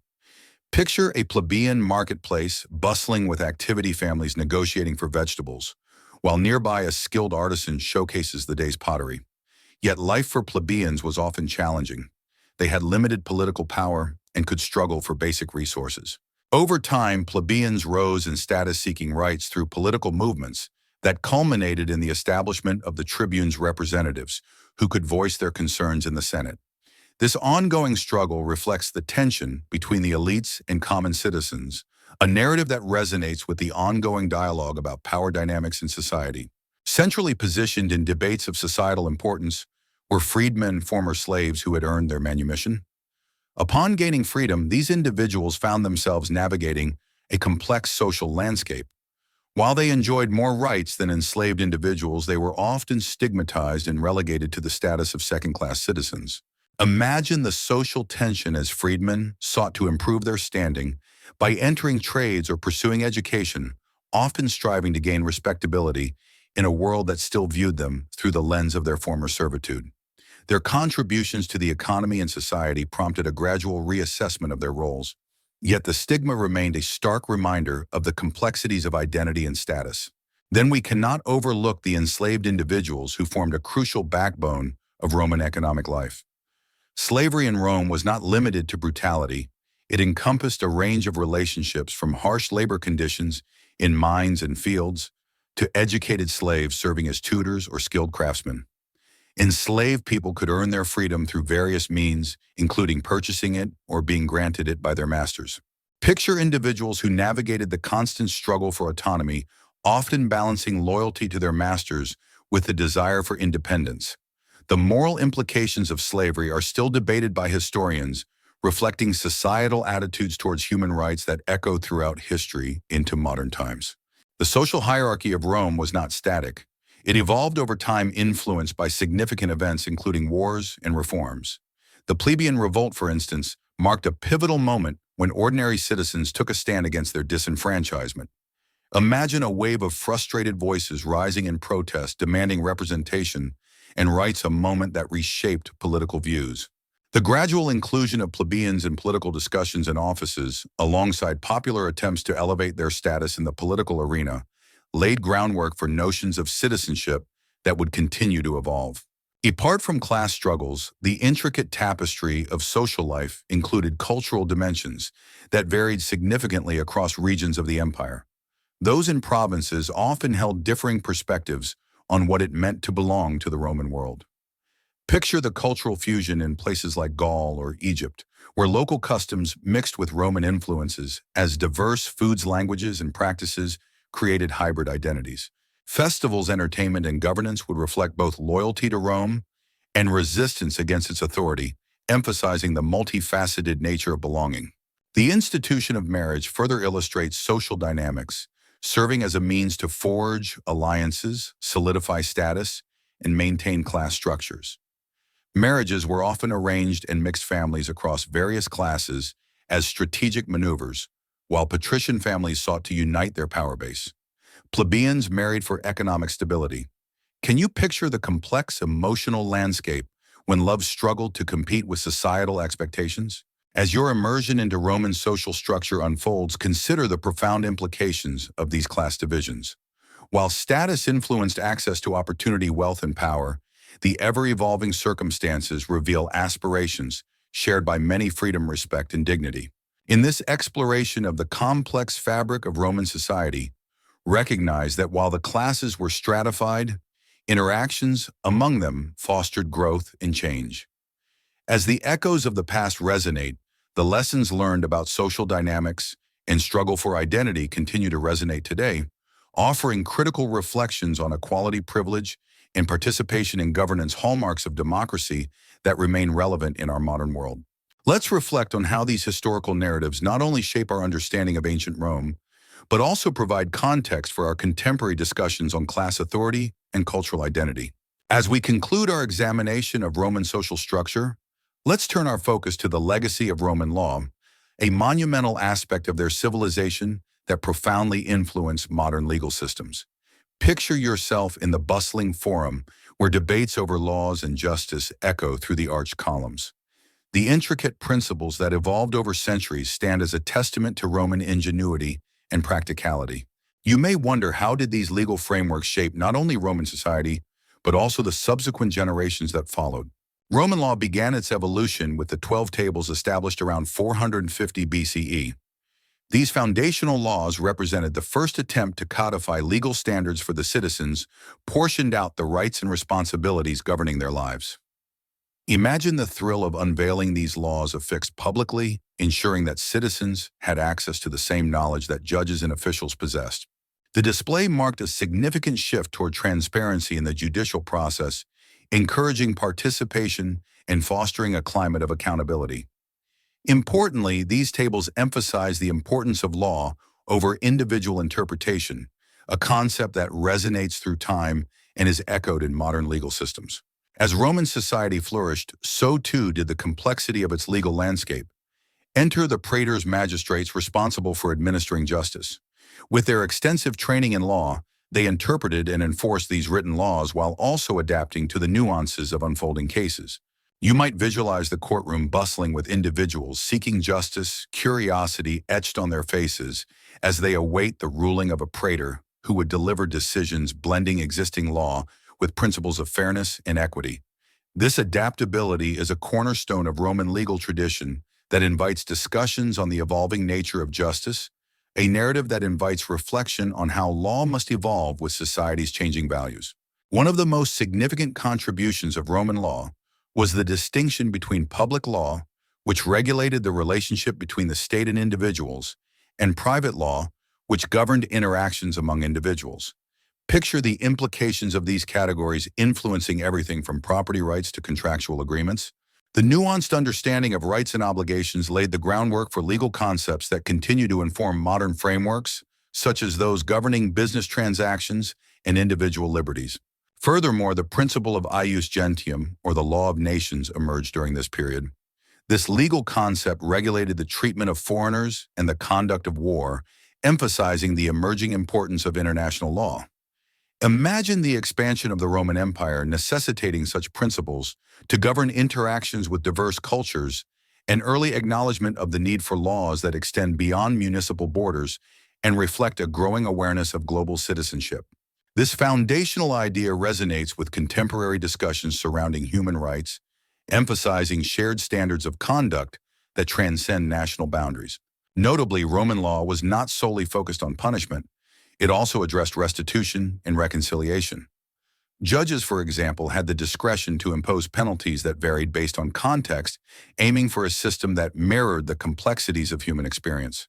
This nuanced approach is reminiscent of contemporary restorative justice practices that seek to repair harm rather than merely punish offenders.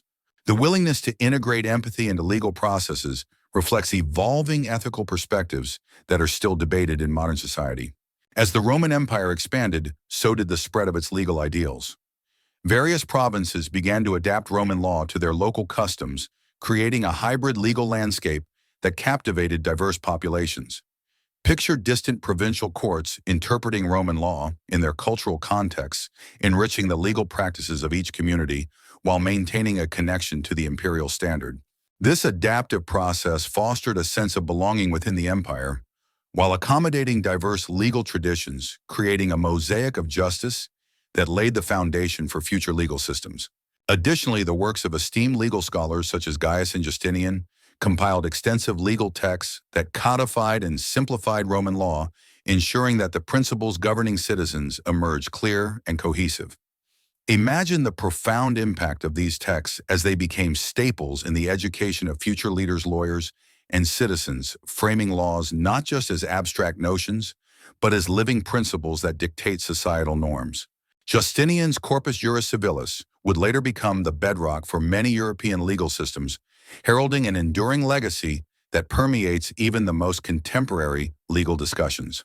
As our exploration of Roman law draws to a close, we recognize the significant impact it has had not only on shaping the governance of its time, but also on the very fabric of legal systems that underpin our societies today. The innovations and principles established by Roman jurists set precedents that emphasize the rule of law, a framework that seeks to balance authority, rights, and justice. In reflecting upon this rich legacy, we find echoes of Roman principles resonating throughout modern legal practices, reminding us of the importance of human dignity, accountability, and fairness in the pursuit of justice. The lessons from Rome inspire contemporary discussions and endeavors to uphold the ideals of equality before the law and due process, drawing a connection that transcends time and tradition. With this understanding, let's carry forward the lessons learned from ancient Rome as we navigate our own complex legal landscapes, striving towards a future where justice remains a shared pursuit grounded in the enduring legacies of those who shaped our past. Section 15. As we conclude our extensive exploration of ancient Rome, it's fitting to reflect on the empire's cultural, political, and technological legacies that continue to shape our world today. Picture the grandeur of ancient Rome, the breathtaking architecture, the intricate mosaics, the robust legal frameworks, and the profound literature, all of which remain embedded in the global consciousness. How did a civilization that thrived over a millennium ago leave such an enduring impact on our society? Architectural marvels. Roman architecture stands as a testament to their ingenuity and adaptability. The construction of monumental structures such as the Colosseum, the Pantheon, and aqueducts illustrates advanced engineering techniques still celebrated and studied today. Imagine walking beneath the vast dome of the Pantheon, the oculus allowing sunlight to stream in, creating a celestial connection to the heavens. The use of concrete allowed Romans to push the boundaries of construction, enabling the creation of enduring buildings that serve both practical and aesthetic purposes. The principles of Roman architecture influenced generations of builders, leading to the development of styles that persist in modern cities across the globe. Additionally, consider the iconic Roman aqueducts that transported water across vast distances, revolutionizing urban planning and public health. By engineering sprawling water systems, Romans ensured the availability of fresh water, contributing to the rise of populous cities. This emphasis on infrastructure laid the groundwork for modern sanitation and urban management systems, reminding us of the importance of engineering in enhancing quality of life, a legacy echoed in our contemporary infrastructure endeavors. Political systems. The political innovations of ancient Rome have profoundly influenced democratic systems worldwide. The concept of a republican government with elected representatives and checks and balances was a revolutionary idea. Imagine the early Senate chamber bustling with debates about governance, each voice contributing to the discourse surrounding public policy and societal direction. The founding principles that emerged during the Roman Republic set precedents for subsequent democratic systems, emphasizing the value of civic participation and the rule of law. Furthermore, the idea of citizenship in Rome evolved over time, expanding from a privilege enjoyed by a select few to a broader status encompassing diverse peoples within the empire. This transformation prompted discussions about identity, rights, and responsibilities, conversations that remain highly relevant in our globalized society.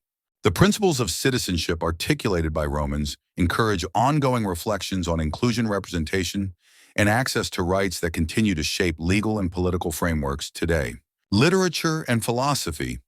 Literature and philosophy flourished in the Roman Empire, producing works that resonate through the ages.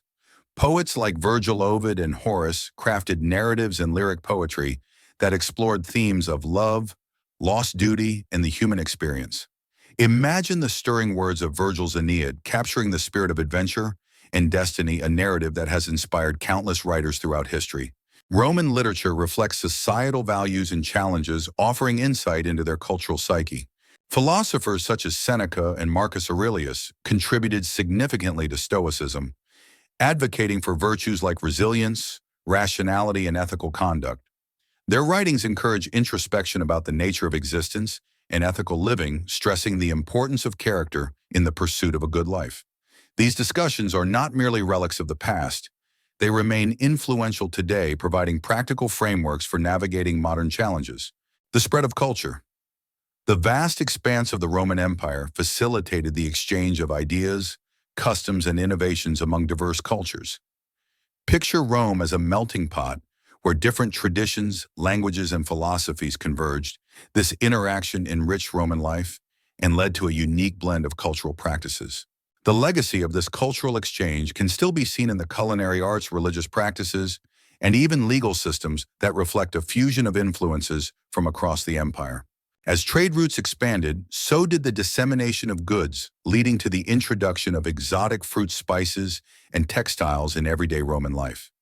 This blending of cultures highlights the shared humanity that transcends borders, reminding us that cultural appreciation stems from our interactions and connections with one another. Enduring influence. Though the Western Roman Empire fell in 476 CE, the Eastern Empire, known as the Byzantine Empire, persevered for nearly 1,000 years thereafter. Its continuation of Roman legal and cultural practices influenced the Renaissance and beyond, demonstrating the resilience of Roman ideas through adaptive transformation. The Byzantine Empire served as a bridge between the ancient and modern worlds, preserving and transmitting knowledge that inspired the revival of classical learning during the Renaissance. Even today, the remnants of Roman civilization are visible as architectural motifs, governmental structures, and legal principles continue to shape societies worldwide. The influence of Latin, the language of the Romans, still resonates through modern languages, particularly in legal and scientific terminology. Moreover, concepts like Roman law remain integral to discussions of justice and governance. Conclusion. As we conclude this sweeping journey through ancient Rome, let us reflect on its remarkable complexities, its triumphs and tribulations, its advancement and oppression, its grandeur and demise. The lessons learned from this civilization remind us of the fragility of progress and the enduring power of ideas, culture, and human resilience. Rome's narrative serves as a reminder that civilizations are built upon the collective aspirations, struggles, and triumphs of their people. Its legacy invites us to consider our own societal structures and encourages us to learn from history, to strive for greater inclusivity, and to pursue excellence while remaining mindful of the lessons woven into the past. In this way, ancient Rome lives on, not only in the ruins that inspire awe, but also in the spirit of progress that continues to guide humanity toward a brighter future. I realize that we have covered a broad swath of topics regarding ancient Rome, but to deepen our exploration, let's delve into the everyday life of Romans beyond the grand narratives we've discussed. Understanding how ordinary people lived, worked, and socialized paints a more complete picture of this extraordinary civilization. So as we meander through the streets of ancient Rome, let's observe the pulse of daily life, the rituals, routines, and interactions that defined it. Daily life in ancient Rome. Morning routines. Imagine waking as the first light of dawn filters through the modest windows of your domus home. For many Romans, the day began early with the sound of the bustling streets beckoning the community to rise. The upper classes often enjoyed leisurely breakfasts. Think of the aroma of freshly baked bread and honey mingling in the air, while some might indulge in dishes like porridge or fruits. The simplicity of breakfast for plebeians, often consisting of coarse bread and perhaps a piece of cheese, sharply contrasts the elegance of a wealthy morning meal. As each citizen prepared to step outside, clothing choices played a significant role in identity and status. For patricians, a simple toga or finely woven tunic was a daily necessity, whereas plebeians donned rougher, simpler garments fashioned for practicality. Consider the symbolism woven into every garment: the gladiator's tunic, the merchant's attire, or the prominent toga indicating citizenship. Each article spoke volumes about their wearers. Work and commerce. For vast segments of the population, work consumed the bulk of the day. Picture the clamor of artisans in their workshops, hammering away at metals, shaping clay, or creating textiles. Skilled tradesmen, blacksmiths, potters, and carpenters played critical roles within the economic framework of Rome, their workshops filled with the tools of their trades and the echoes of collaboration. In the bustling markets, you would encounter merchants selling spices, oils, grains, and pottery, every stall a vibrant tapestry of colors and scents. The dynamic marketplace served as a social hub where citizens exchanged pleasantries, discussed politics, and bartered for goods. Imagine the energy, the calls of vendors hawking their wares, the sound of coins clinking, and the sight of people milling about, forging connections and relationships in the heart of the city. Among the chaos of the marketplace, the class distinctions sharpened. Often the highest prices were reserved for imported luxuries, illustrating the social stratification reflected in daily commerce. The plebeians who labored tirelessly often sought opportunities navigating their way through economic hurdles to provide for their families. Socializing and leisure. As the sun begins to dip in the sky, the rhythms of Roman leisure emerge. Important social gatherings often occurred in the evening. Men and women alike would attend banquets and parties which showcase both culinary delights and social status. Imagine sprawling couches arranged around a lavishly decorated atrium, with guests reclining, feasting on roasted meats, fruits, and exquisite wines, while savoring the art of conversation and performance. During these gatherings, a savory dish of stuffed dormice might steal the spotlight, while the entertainment of jesters and musicians added festive flair. Such events were crucial for maintaining social ties, as networking and alliances were often as essential as loyalty in Roman life. The political maneuverings that shaped Rome were often woven seamlessly into these social fabrics. Public baths offered another form of leisure, serving as a multifunctional space for relaxation, social interaction, and health. Imagine stepping into a massive bathing complex, steam filling the air and the sound of splashing water surrounding you.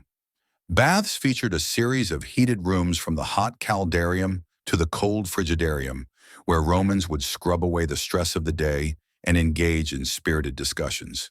The baths served as vital social centers where individuals of different classes mingled, discussing politics, philosophy, and news of the day, a reflection of Roman social fabric woven together amid communal pursuits. The role of family life was central to Roman culture, with the pater familias, or male head of the household, holding significant authority. Envision a family gathering centered around meals where deep discussions about responsibilities and governance take place. The hierarchical structure of the family allowed for a clear distribution of roles. Men engaged in public life, while women managed domestic duties, though that dynamic varied significantly between classes. Women in the patrician class could wield influence behind the scenes, managing affairs or participating subtly in political life through their husbands. Although their roles were primarily domestic, instances where women like Livia exercised political acumen remind us that they were far from powerless within the social structure. Lower-class families often banded together, sharing resources and support to navigate life on the fringes of economic stability. This mutual reliance strengthened community bonds and created a rich sense of solidarity despite the challenges they faced. Education and learning. Education in Rome, while primarily reserved for the elite, played an essential role in shaping civic identity. Wealthy families sought the guidance of private tutors, typically Greek slaves or freedmen, to educate their children, teaching them rhetoric, philosophy, and literature. Picture a young boy memorizing verses from Homer or practicing debate skills, laying the groundwork for a future as a statesman or philosopher. Even in lower social classes, basic literacy was valued, especially for merchants and tradesmen who needed it for business transactions. Imagine the excitement in a small schoolroom, bustling with children learning to read and write, as education served as a pathway toward social mobility, even if limited for those outside the elite circles. Conclusion. As we unpack the rich tapestry of daily life in ancient Rome, we discover that even amidst the grandeur of emperors and the conflict of armies, it was the ordinary rhythms of life that shaped its lasting legacy. From bustling marketplaces to social banquets, the everyday experiences of Romans reveal a civilization that thrived on connection, community, and cultural exchange.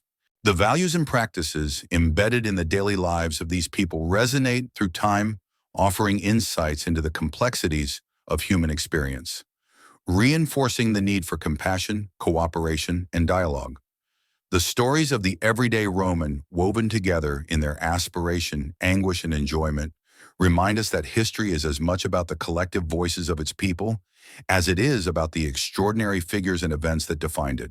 Thus, as our journey through ancient Rome wraps up, let's carry forth the lessons learned and the connections made, continuing to appreciate the intricate histories that shape our understanding of humanity today. If there are specific aspects you'd like to know more about, or if you want to dive deeper into another topic, feel free to guide the way. As we explore yet another facet of ancient Roman life, let's delve into the diverse and intricate world of religion and spirituality. The Romans practiced a rich tapestry of beliefs that were deeply intertwined with their daily lives and societal structures. Imagine walking through the vibrant streets of Rome, where temples dedicated to various gods rise majestically beckoning citizens to participate in rituals and offerings. But how did these religious practices shape individual identities in the broader societal fabric? The pantheon of gods at the core of Roman religion was a pantheon of deities whose favor was sought in all aspects of life. Jupiter, the king of the gods, reigned supreme, while Juno, his wife, embodied motherhood and fertility. Other prominent figures included Mars, the god of war, and Venus, the goddess of love. Picture each temple adorned with elaborate statues, meticulously carved. Representing these divine beings, it was a way for Romans to connect with the supernatural and seek guidance or protection. Worship in ancient Rome was largely communal, with public rituals attended by citizens who understood their participation as a civic duty. Imagine the anticipation as priests and priestesses prepare altars for sacrifices, the air filled with incense, and offerings of fruits, grains, or even animals. These acts were meant to secure the goodwill of the gods in daily endeavors, be it for a successful harvest, safe travels, or military victories. Religious festivals and public life festivals played a pivotal role in Roman religious life, marking the calendar with celebrations that blended reverence and revelry. Consider the grandeur of Ludi Romani, a festival held in September to honor Jupiter, featuring games, theatrical performances, and gladiatorial contests. Cities would come alive with music, dancing, and displays of generosity from wealthy patrons who sponsored these events. The communal participation reinforced a sense of unity and social identity among Romans, regardless of class distinctions. In addition to these public celebrations, the numerous minor holidays dedicated to various deities punctuated the Roman year. Venalia, for instance, celebrated the grape harvest, during which offerings were made to Jupiter to ensure a prosperous vintage. The cyclical nature of festivals demonstrated how deeply intertwined spirituality and agrarian life were in Roman society. Household worship. While public worship brought communities together, private devotion to household gods known as lares and penates emphasized the sacredness of the home. Families maintained small shrines where they offered prayers and sacrifices to these deities, seeking protection and blessings. Picture a family gathered around their hearth, lighting incense, and sharing stories of their ancestors, reaffirming their ties to both past and present. This practice underscored the enduring connection between family, home, and spirituality, reminding Romans that divine favor began at the most intimate levels of their lives. The act of honoring these deities illustrated a profound commitment to preserving familial legacies and fortifying domestic harmony. The influence of mystery cults. As Rome expanded, it absorbed different religions and beliefs, leading to the emergence of mystery cults that appealed to various citizens. One such cult was that of Mithras, a Persian deity associated with masculinity and strength.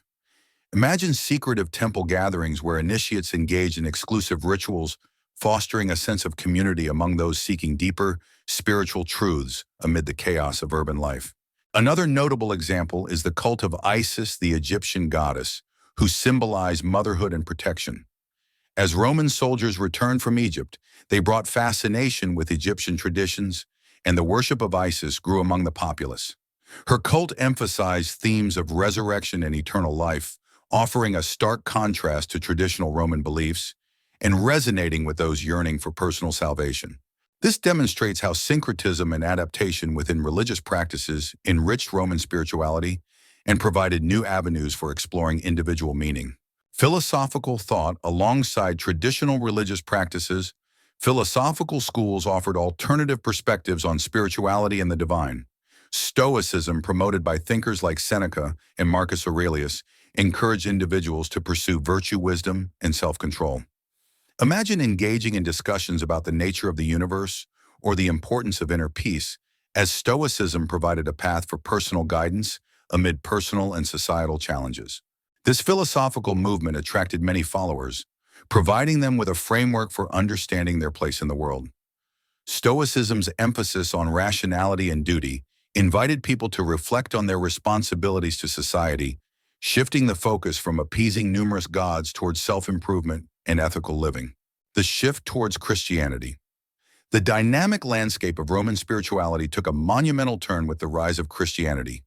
Initially viewed with skepticism and often persecuted Christians practiced their faith in secrecy, often meeting in catacombs for worship. Imagine a small circle of believers gathered in solemnity, sharing stories of Jesus and participating in communion as a profound act of faith. As Christianity grew, becoming increasingly accepted, it began to reshape the religious landscape of Rome.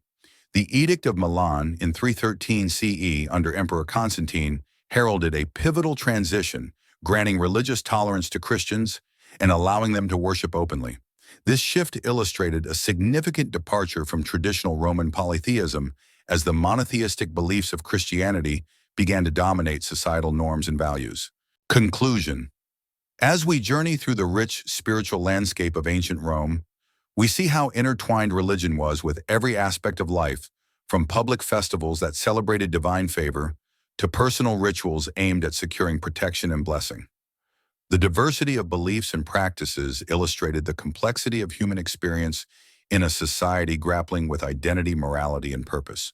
These spiritual pursuits remind us that regardless of time or culture, humans have continually sought connections beyond the material world, asterisking exploration, understanding, and existential meaning. The legacy of Roman religion, from rituals to philosophies, continues to resonate today, as discussions about faith, ethics, and community remain universal aspects of the human experience. Thus, our exploration of Roman spirituality unveils profound truths about how belief systems shape not only individual lives, but also the collective pathways of societies, leaving a lasting imprint on the ongoing narratives of culture and civilization. As we wrap up our examination of ancient Rome, feel free to steer our conversation in any direction you desire, be it more focused investigations on specific topics or inquiries about broader themes in history or culture. While we've covered the multifaceted aspects of ancient Roman life, it's vital to explore the nuances of Roman cuisine, a vibrant and often overlooked element that reflects the cultural dynamism of the empire. Imagine walking through bustling markets, surrounded by stalls overflowing with colorful fruits, fragrant spices, and freshly baked bread. The culinary practices of the Romans not only showcase their culinary innovation, but also offer insights into their societal values, trade connections, and everyday routines. What did the Romans eat, and how did their food culture shape their identity? The foundation of Roman cuisine. Roman cuisine was diverse and varied based on social class, geography, and season.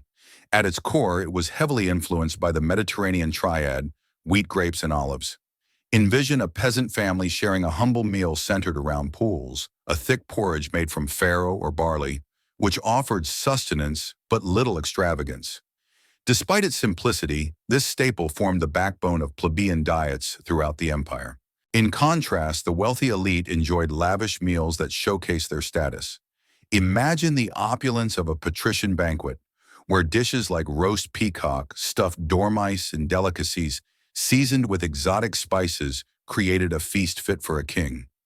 The emphasis on extravagant meals illustrates how food was not merely for nourishment, but also a means of expressing wealth and power, offering a clear contrast between the classes. Meals and social structure. Roman meals were structured around specific times of day, closely linked to social customs. The day typically commenced with jentaculum, a light breakfast of bread, fruit, or cheese. As you visualize this scene, consider how even the choice of breakfast foods reflected one's social standing. For the wealthy, imported delicacies were common, while plebeians made do with simpler fare. The importance of the cena. The cena, or main meal, typically occurred in the evening and could vary significantly in scale. For the lower classes, this meal might consist of legumes, vegetables, and flatbreads. In contrast, elite Romans would host elaborate feasts that unfolded over several courses, often lasting for hours. Picture tables laden with platters of various appetizers, meats, and desserts. While a flute player serenades the guests, this is the quintessence of Roman culinary indulgence. During these lavish banquets, it was common for guests to recline on couches, symbolizing status and comfort, while conversing about politics and philosophy. As the evening progressed, attendees continued indulging in refined wines flavored with herbs and spices, showcasing the integration of culinary experimentation into Roman life. The presence of wine reflects the dual role it played in social gatherings, both as a beverage and as a medium of cultural expression, flavor, and seasoning. The Romans were skilled at incorporating a medley of flavors into their dishes. Essential condiments included garum, a fermented fish sauce that served as a salty seasoning integral to many recipes.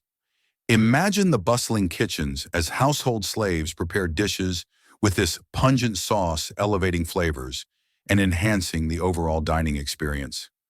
Garlic and various herbs like dill mint and coriander were also favorites reflecting the sophistication of their palate. Additionally, honey served as an alternative sweetener in dessert preparations such as libum, a type of cheesecake, and platonia sweet pastries.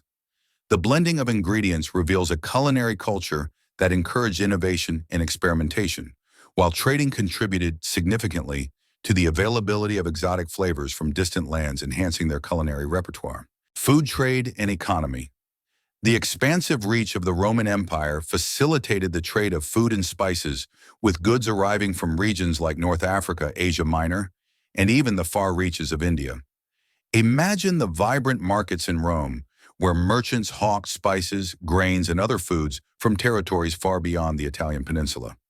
Such trade not only enriched Roman cuisine, but also underscored the empire's economic power, showcasing its extensive networks for food supply. The Pax Romana brought stability, allowing agriculture to flourish. Large estates known as latifundia produced surplus crops, bolstering the food supply and enhancing Rome's ability to feed its population. The reliance on grain imported from Egypt and North Africa became crucial in sustaining Roman cities, revealing the interconnectedness of food production and governance. Everyday eating practices. While much of the elite culinary culture received historical attention, the everyday practices of ordinary Romans deserve recognition. For plebeians, meals were often consumed together as family or community, reinforcing social bonds. The sharing of food echoed the significance of community in ancient Roman society, emphasizing that meals went beyond mere sustenance. They were essential to rebuilding familial and social connections. Even during festivals and public occasions, food remained a unifying force. Festivals like Saturnalia, marked by feasting and merriment, often included communal banquets, underscoring how shared meals fostered connections among citizens.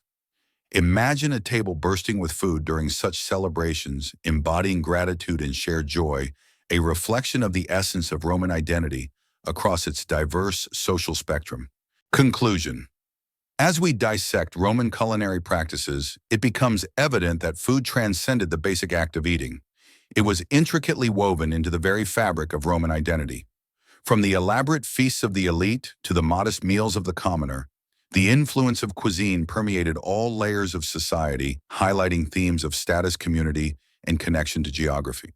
In exploring the diverse flavors and practices that characterized ancient Roman cuisine, we uncover essential truths about humanity, our connection through shared flavors, traditions, and experiences. The culinary legacy of Rome continues to be felt today, reminding us that food is not only about sustenance, but also about identity, culture, and the bonds we forge in the process of sharing meals. As we conclude this exploration of Roman cuisine, please let me know if there are specific topics you wish to dive deeper into or other aspects of Roman life that pique your interest. As we delve deeper into the everyday experiences of ancient Romans, let's turn our attention to the role of women in Roman society, a topic often overshadowed by the grandeur of political figures and monumental events. The lives of women, encompassing their responsibilities, rights, and societal expectations, reveal the nuanced layers of Roman culture. Picture yourself in ancient Rome, observing the roles that women played within their families and communities. What did it mean to be a woman in this vibrant yet complex society? Family and domestic life. At the heart of Roman society was the family, and women were pivotal to its structure. The paterfamilias, the male head of the household, held substantial authority over family affairs, but the women played critical roles in managing domestic life. Imagine a matron overseeing the daily operations of a domus home. She would be responsible for supervising slaves, ensuring the household ran smoothly and managing finances. Roman women were often educated in domestic arts, including weaving and cooking, which underscored their status as custodians of the home. In upper-class families, women held some influence, particularly in the context of family alliances through marriage. Elite women like Livia or Agrippina demonstrated that they could wield power indirectly using their roles as mothers or wives to influence political decisions. Picture a powerful matron skillfully navigating the intricate relationships of the Roman elite, maintaining family honor and connections, while subtly influencing her husband's choices in the Senate. Such stories speak to the underlying agency that women could exert in behind-the-scenes maneuvering despite societal constraints. Marriage and motherhood. Marriage was a central component of a Roman woman's life, often arranged by family to cement alliances and ensure socioeconomic stability. Most women married in their early teens, often before they had significant agency in the choice of their partners. Picture the ancient ceremony, the bride adorned with a veil, accompanied by her family handing her over to the groom in a ritual that merged families and fortunes. Once married, a woman's primary role was to bear children, reinforcing the importance of motherhood in Roman culture. The ability to produce male heirs became a hallmark of a woman's success as a wife. Imagine the pressure she might feel, as each pregnancy is viewed as essential to her family's lineage and prosperity. Child-rearing was a serious undertaking, with women responsible for the moral and physical upbringing of their children, a task that held immense cultural significance. Education and intellectual life. The education of women in Rome varied significantly based on social class. While patrician daughters often received formal education, including literature, philosophy, and household management, lower-class women had limited access to education. Picture a wealthy girl studying alongside her tutors, engaging in discussions about Greek philosophy, while contrasting this with a plebeian girl learning domestic skills. The variance in education highlighted the broader societal perceptions of women's roles, where intellect was celebrated in elite circles but remained undervalued among the lower classes. Women's intellectual contributions, however, were not non-existent. For instance, Sulpicia, one of the few known female poets of ancient Rome, showcased literary talent that defied the norms of her time. The existence of women writers hints at deeper complexities within Roman society, indicating that creative expression and intellectual pursuit were achievable aspirations for some even within constraining structures. Religious roles. Women also found a voice within the realm of religion. While the public priesthood was predominantly male, women served as priestesses in various cults and local religious practices, most notably as Vestal virgins. Picture the solemnity of these priestesses sworn to celibacy and tasked with maintaining the sacred fire of Vesta, symbolizing the hearth and home of Rome. Their position granted them significant respect, elevated status, and certain privileges, including the right to own property. Rituals performed by women highlighted their importance in maintaining the cultural fabric of Roman spirituality, offering a glimpse of power within a heavily male-dominated religious landscape. Social challenges and restrictions. Despite their responsibilities and contributions, women faced significant societal restrictions. Their legal status was often subordinate to that of their male relatives, limiting their ability to own property and engage in public life. A woman's identity was typically tied to her father or husband, and her public presence was generally discouraged. Picture a woman wishing to voice her opinion in the public sphere. She faced cultural hurdles that demanded silence and submission. The restrictions placed on women emphasized the patriarchal structure of Roman society, resonating with broader themes of gender and power dynamics that continue to be explored today. Resilience and resistance. Even in the face of these constraints, women often demonstrated resilience. While many adhered to societal norms, some found subtle ways to assert their agency. For instance, through the influence of patronage, noble women supporting poets or artists, they carved out spaces for their interests and aspirations. The contributions of women like Cornelia, the mother of the Gracchi brothers, reflect the dynamics of mentorship and influence, showing that their legacy was not entirely bound by societal limitations. Conclusion. As we reflect on the role of women in ancient Rome, we see a complex interplay between societal expectations and individual agency. From managing households and bearing children to engaging in religious practices and asserting influence, women contributed significantly to the fabric of Roman life. even as they navigated a patriarchal society. The stories of Roman women reveal a nuanced history, one that underscores the importance of acknowledging diverse experiences and struggles for agency throughout history. Their narratives, while often overshadowed in grand historical accounts, remind us of the resilience of women and the ways in which they shape their worlds, offering insights that resonate across cultures and time periods. Through this exploration, we gain a broader understanding of ancient Rome, recognizing that the experiences of its inhabitants were varied and multifaceted.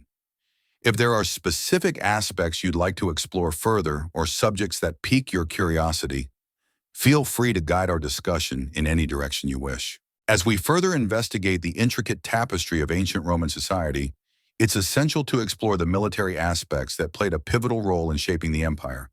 The Roman military, renowned for its organization and discipline, was not only a formidable fighting force, but also a crucial element in expanding and maintaining the vast territories of Rome. Picture the disciplined formations of legions as they march across the varied landscapes of the empire. What were the strategies, structures, and daily lives of those who served Rome with valor? The structure of the Roman military. The backbone of the Roman military was the legion, a unit typically consisting of about 5,000 soldiers. Each legion was divided into centuries, commanded by centurions, seasoned veterans who maintained order and discipline within their ranks. Imagine witnessing the precision of a legion training in the field, with soldiers performing drills designed to instill coordination, strength, and teamwork. The Roman military structure was characterized by flexibility and adaptability. Alongside the legions were auxiliary forces composed of non-citizen troops recruited from across the empire. This inclusivity allowed Rome to tap into diverse military skills and knowledge, often employing local tactics tailored to specific terrains and enemies. Picture a battlefield where seasoned legionnaires team up with infantry from Gaul or cavalry from Numidia, embodying a multicultural approach to warfare. Training and discipline training was rigorous and relentless, essential for creating the highly disciplined soldiers for which Roman legions were famed. New recruits underwent extensive training regimes that encompass physical conditioning, weapons training, and tactical formations. Imagine young men sweating in the training grounds, practicing their swordplay and mastering the art of the shield wall, all while adhering to strict codes of conduct that emphasized loyalty and discipline. Discipline within the ranks was enforced through a strict hierarchy where centurions maintained order and discipline among the soldiers. The famous phrase sine missione, meaning without remission, served as a motto emphasizing unwavering commitment and duty. Soldiers knew that failure to comply with directives could lead to penalties, reinforcing a culture of accountability and respect that was pivotal to the success of the Roman military. Equipment and tactics. Roman soldiers were equipped with advanced weaponry and armor that underwent significant evolution throughout the empire. The standard soldier or legionary typically carried a gladius, a short sword, a pilum, a throwing spear, and a large rectangular shield called a scutum. Picture the gleam of their armor, a combination of metal and leather, providing them with both protection and mobility on the battlefield. The tactical ingenuity of Roman commanders revolutionized warfare. The famous manipular formation allowed legions to maneuver effectively in battle, adapting to various battlefield conditions. Picture the organized lines of soldiers shifting seamlessly, allowing for strategic advances against enemy formations. Each movement coordinated to maintain optimum fighting power. The Roman military also excelled in siege warfare, employing engineers to construct fortifications and siege engines like ballistae and onagers. These innovations showcase the ability to adapt tactics to overcome fortified positions. Imagine the sound of these massive machines hurling projectiles, forever altering the nature of siege warfare. Campaigns and conquests. Throughout their history, Roman legions embarked on numerous campaigns that resulted in the conquest of vast territories from Gaul to Britain and later into the territories of the Eastern Mediterranean. Each military campaign was driven by objectives ranging from securing borders to subduing rebellious provinces. Picture a detailed map of the empire with newly acquired lands highlighted, representing not just military conquest, but the assertion of Roman cultural and political influence. The famous campaigns of Julius Caesar in Gaul exemplify the ambition of Roman military endeavors. His writings, particularly Commentari de Bello Gallico, provide insights into military tactics, encounters with various tribes, and reflections on leadership and strategy. Caesar's campaigns not only expanded Roman territory, but also showcased the intersection of military might and individual leadership. The role of the military in society beyond battlefield prowess. The military played a critical role in everyday Roman life and governance. Soldiers were often seen as symbols of Roman virtue and discipline, embodying the ideals of virtus fides and fortitudo virtue, loyalty and bravery. The visibility of military achievements contributed to the collective identity of Romans, reinforcing a sense of pride in Rome's strength. Upon returning home, veterans were often granted land or pensions, a policy aimed at rewarding service while promoting loyalty to the empire. Picture the celebration of veterans as they reintegrated into society, marked by ceremonies and feasting.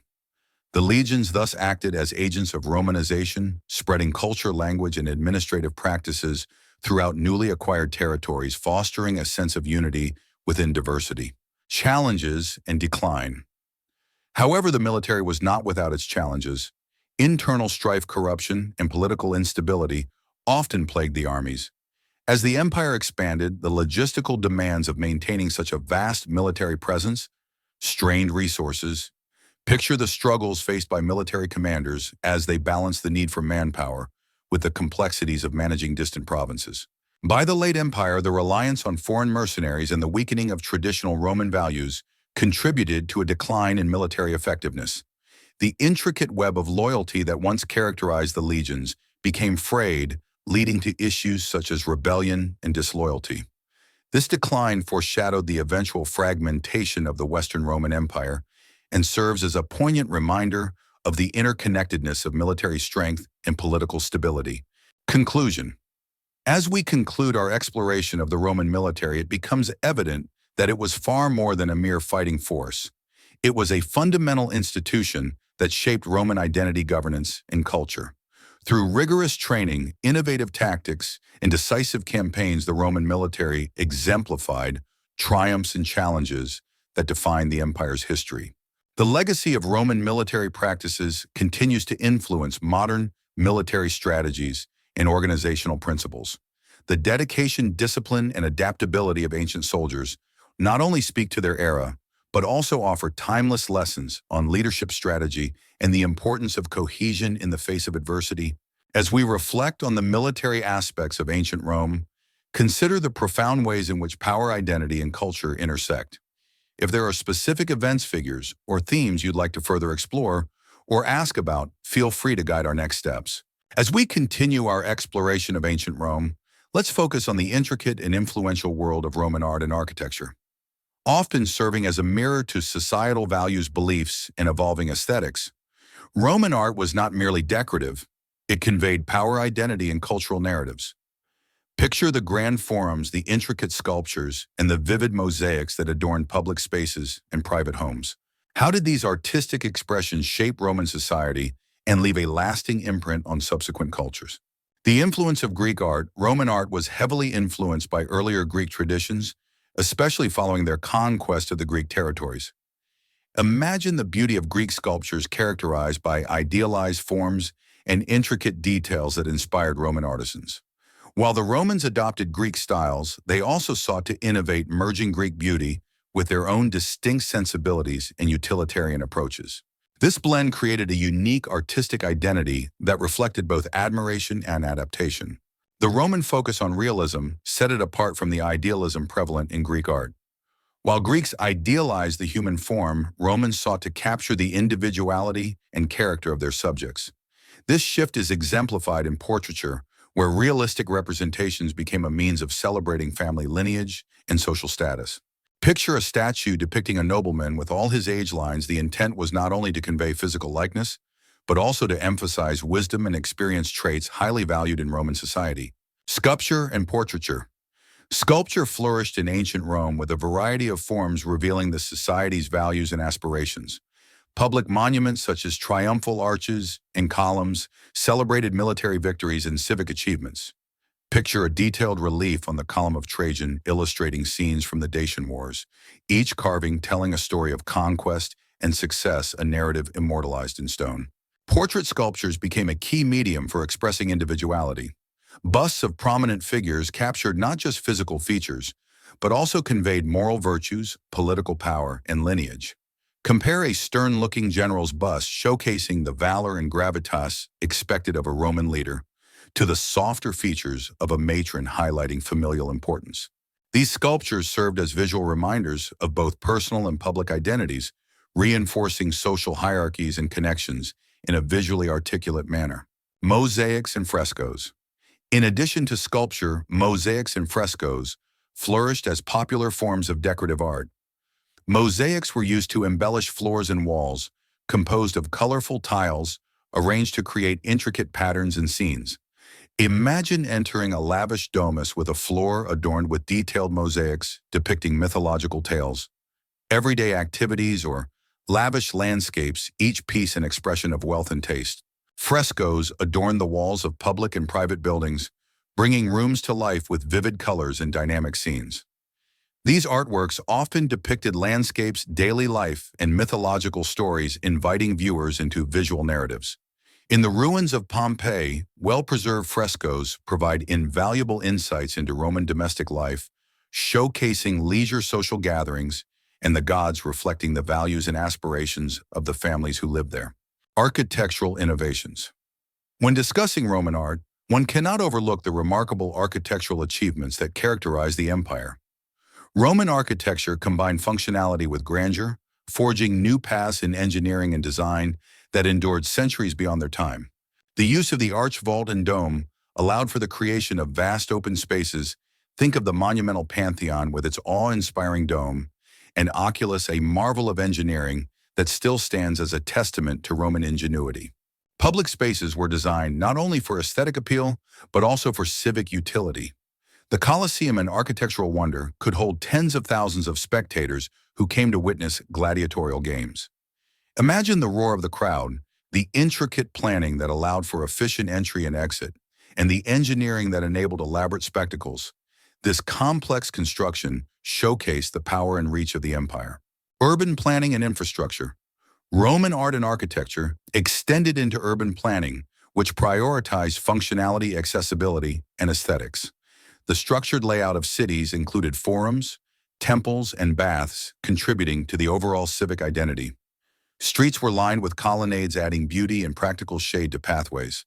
Public baths, an essential aspect of Roman life, reflected the social importance of hygiene and leisure, serving as communal spaces for relaxation, discussion, and socializing. Consider the intricacies of Roman aqueducts, engineering marvels that transported water from distant sources into cities. Their incorporation of arches and gravity flow principles exemplified the Romans' understanding of engineering as an art form, enhancing both urban life and architectural landscapes. Continuity and legacy. The legacy of Roman art and architecture has profoundly influenced subsequent cultures. The Renaissance saw a resurgence of classical themes, with artists and architects drawing inspiration from Roman practices. Imagine Michelangelo and Raphael studying ancient ruins and sculptures, echoing Roman principles in their masterpieces. The neoclassical movements of the 18th and 19th centuries further illustrate the enduring influence of Roman aesthetics, as buildings, monuments, and artworks sought to invoke the grandeur of ancient Rome. In modern times, the principles of Roman engineering and design continue to inform architectural practices. The enduring symbols of democracy and governance, such as the U.S. Capitol and the Pantheon-inspired structures worldwide, reflect Roman ideals of civic duty, beauty, and permanence. Conclusion. As we conclude our exploration of Roman art and architecture, it becomes clear that these forms of expression were deeply interwoven with the identity and aspirations of ancient Rome. Each sculpture, mosaic, and architectural masterpiece narrates a tale of social values, cultural integration, and engineering brilliance that define the civilization. The dedication to realism, innovation, and civic grandeur resonates through time, reflecting how art and architecture serve as vehicles for cultural expression and societal values. The influence of Roman art continues to inspire artists and architects today, reminding us of the timeless nature of beauty, creativity, and the enduring human spirit. If there are specific artworks, architectural structures, or movements within this realm you want to explore further, please let me know. I'm ready to continue our engaging journey through ancient Rome. As we finalize our extensive journey through ancient Rome, It's important to examine the evolution of Roman law and governance foundational elements that not only shaped the empire, but continue to influence legal systems and political thought to this day. Roman law, with its emphasis on the rule of law, justice, and civic responsibility, reflects the complexities and aspirations of a civilization that sought to govern and stabilize a diverse and expansive empire. Picture yourself in the grand halls of the Roman Senate as we unpack the intricacies of governance and law that define this remarkable society. The development of Roman law. The origins of Roman law can be traced to the establishment of the 12 tables around 450 BCE, which formalized legal principles and made them accessible to the populace. Before this codification, laws were primarily unwritten, subject to arbitrary interpretation by the patricians who held power. Imagine citizens, some agitated for clarity and fairness, gathering around the marketplace to hear the contents of these tables, their hopes for justice solidified in the written word. The 12 tables established basic rights and procedures covering issues from property rights to familial relationships, demonstrating the Romans' commitment to civic equity. As time progressed, these laws evolved through the contributions of jurists and magistrates, expanding and adapting to meet the needs of an increasingly complex society. This developmental trajectory of Roman law set precedents for future legal systems in various cultures. Key legal principles. As Roman law matured, several key principles emerged that encapsulated its progressive nature. Equality before the law. The notion that all citizens, regardless of status, deserve treatment under the same legal framework became paramount. Imagine a courtroom where both patricians and plebeians could voice their cases, promoting a sense of civic dignity and responsibility. The right to a defense. Defendants were afforded the right to present their cases, a vital aspect of justice that emphasized the importance of due process. Property rights. Ownership and property rights were protected, allowing individuals to engage in commerce and development. This legal framework facilitated economic stability and growth within the empire. Contracts and obligations. The emphasis on contract law laid the foundation for commercial transactions, fostering an environment of trust and accountability. The role of the Senate. The Roman Senate played a crucial role in governance, functioning as a deliberative body that represented the elite class's interests. Picture the Senate chamber filled with esteemed senators engaged in spirited discourse about military, domestic, and foreign policy. While not a legislative body in the modern sense, the Senate influenced legislation and guided public policy through advisory powers. Senators were typically from patrician families, yet over time plebeians gained representation through reforms allowing for a broader range of perspectives within the Senate. The establishment of the concilium plebis, or the plebeian council, granted additional legislative power and represented the interests of the lower classes, an important evolution in the dynamics of Roman governance. The emergence of imperial authority. The transition from the Republic to the Empire marked a significant shift in political authority. As political strife and civil wars escalated, figures like Julius Caesar emerged as powerful leaders, transforming the very nature of governance. Imagine a crowd gathered in the Forum witnessing Caesar's rise and the resultant shift towards autocratic rule. This moment in history symbolizes the tensions between republican ideals and the demands of governance in a sprawling empire. With the establishment of the empire under Augustus, the role of the emperor became central to Roman governance. The princeps, first citizen, offered a facade of republican values while consolidating power in the imperial office.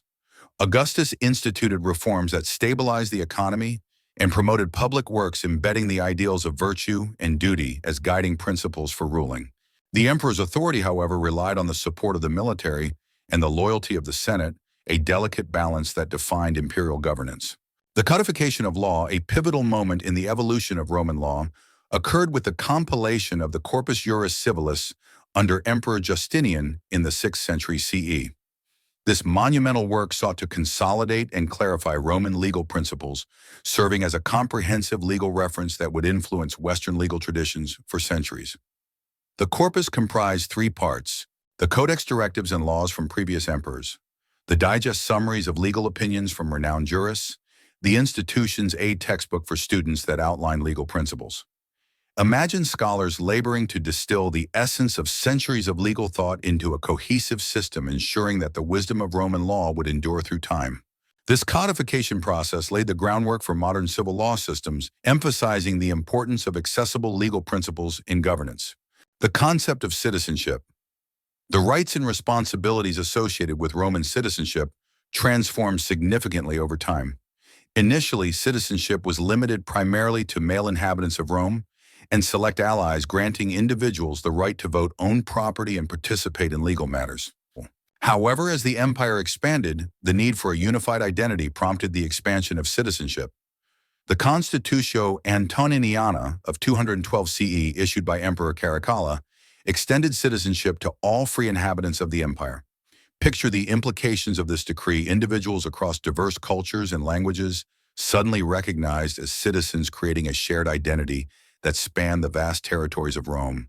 This transformation not only enhanced loyalty to the empire, but also fostered a greater sense of responsibility among citizens, reflecting evolving notions of governance and societal cohesion. Conclusion. As we consolidate our understanding of Roman law and governance, we uncover a sophisticated system that advanced principles of justice, civic duty, and representation. The interplay between law and political authority shaped the character of Roman society, influencing how individuals interacted with their government and each other.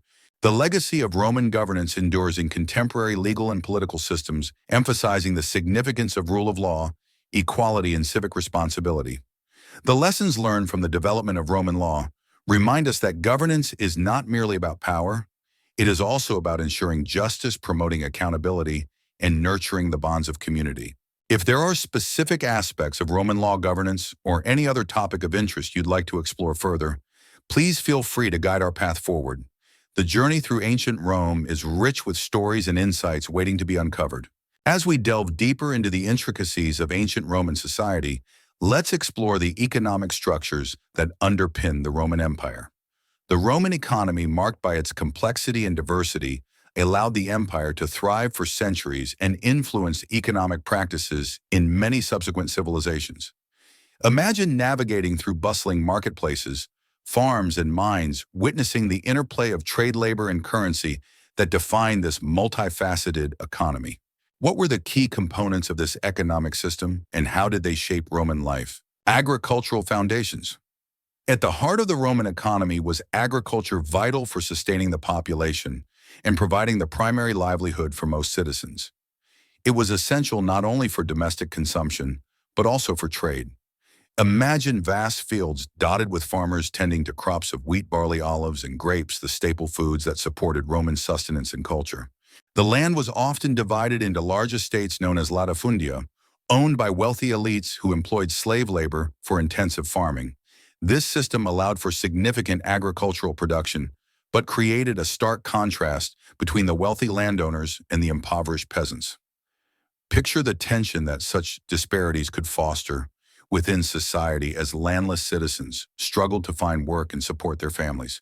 The export of agricultural products, particularly olive oil and wine, extended Roman influence throughout the Mediterranean. Imagine ships laden with these goods setting sail from ports such as Ostia, connecting distant provinces and fostering economic interdependence. The fertility of regions like Campania and Sicily reinforced their importance in Rome's agricultural economy, demonstrating how geography shaped economic foundations. Trade. Trade flourished across the Roman Empire, supported by an extensive network of roads, sea routes, and ports that facilitated the movement of goods. Picture the vibrant marketplaces in cities like Alexandria, where merchants from various cultures gathered to exchange spices, textiles, metals, and luxury goods. The Roman roads, famed for their engineering prowess, became the arteries through which commerce flowed, a testament to Roman commitment to infrastructure. Goods traversed great distances, connecting provinces and enabling not just the transfer of commodities, but also of ideas and cultures.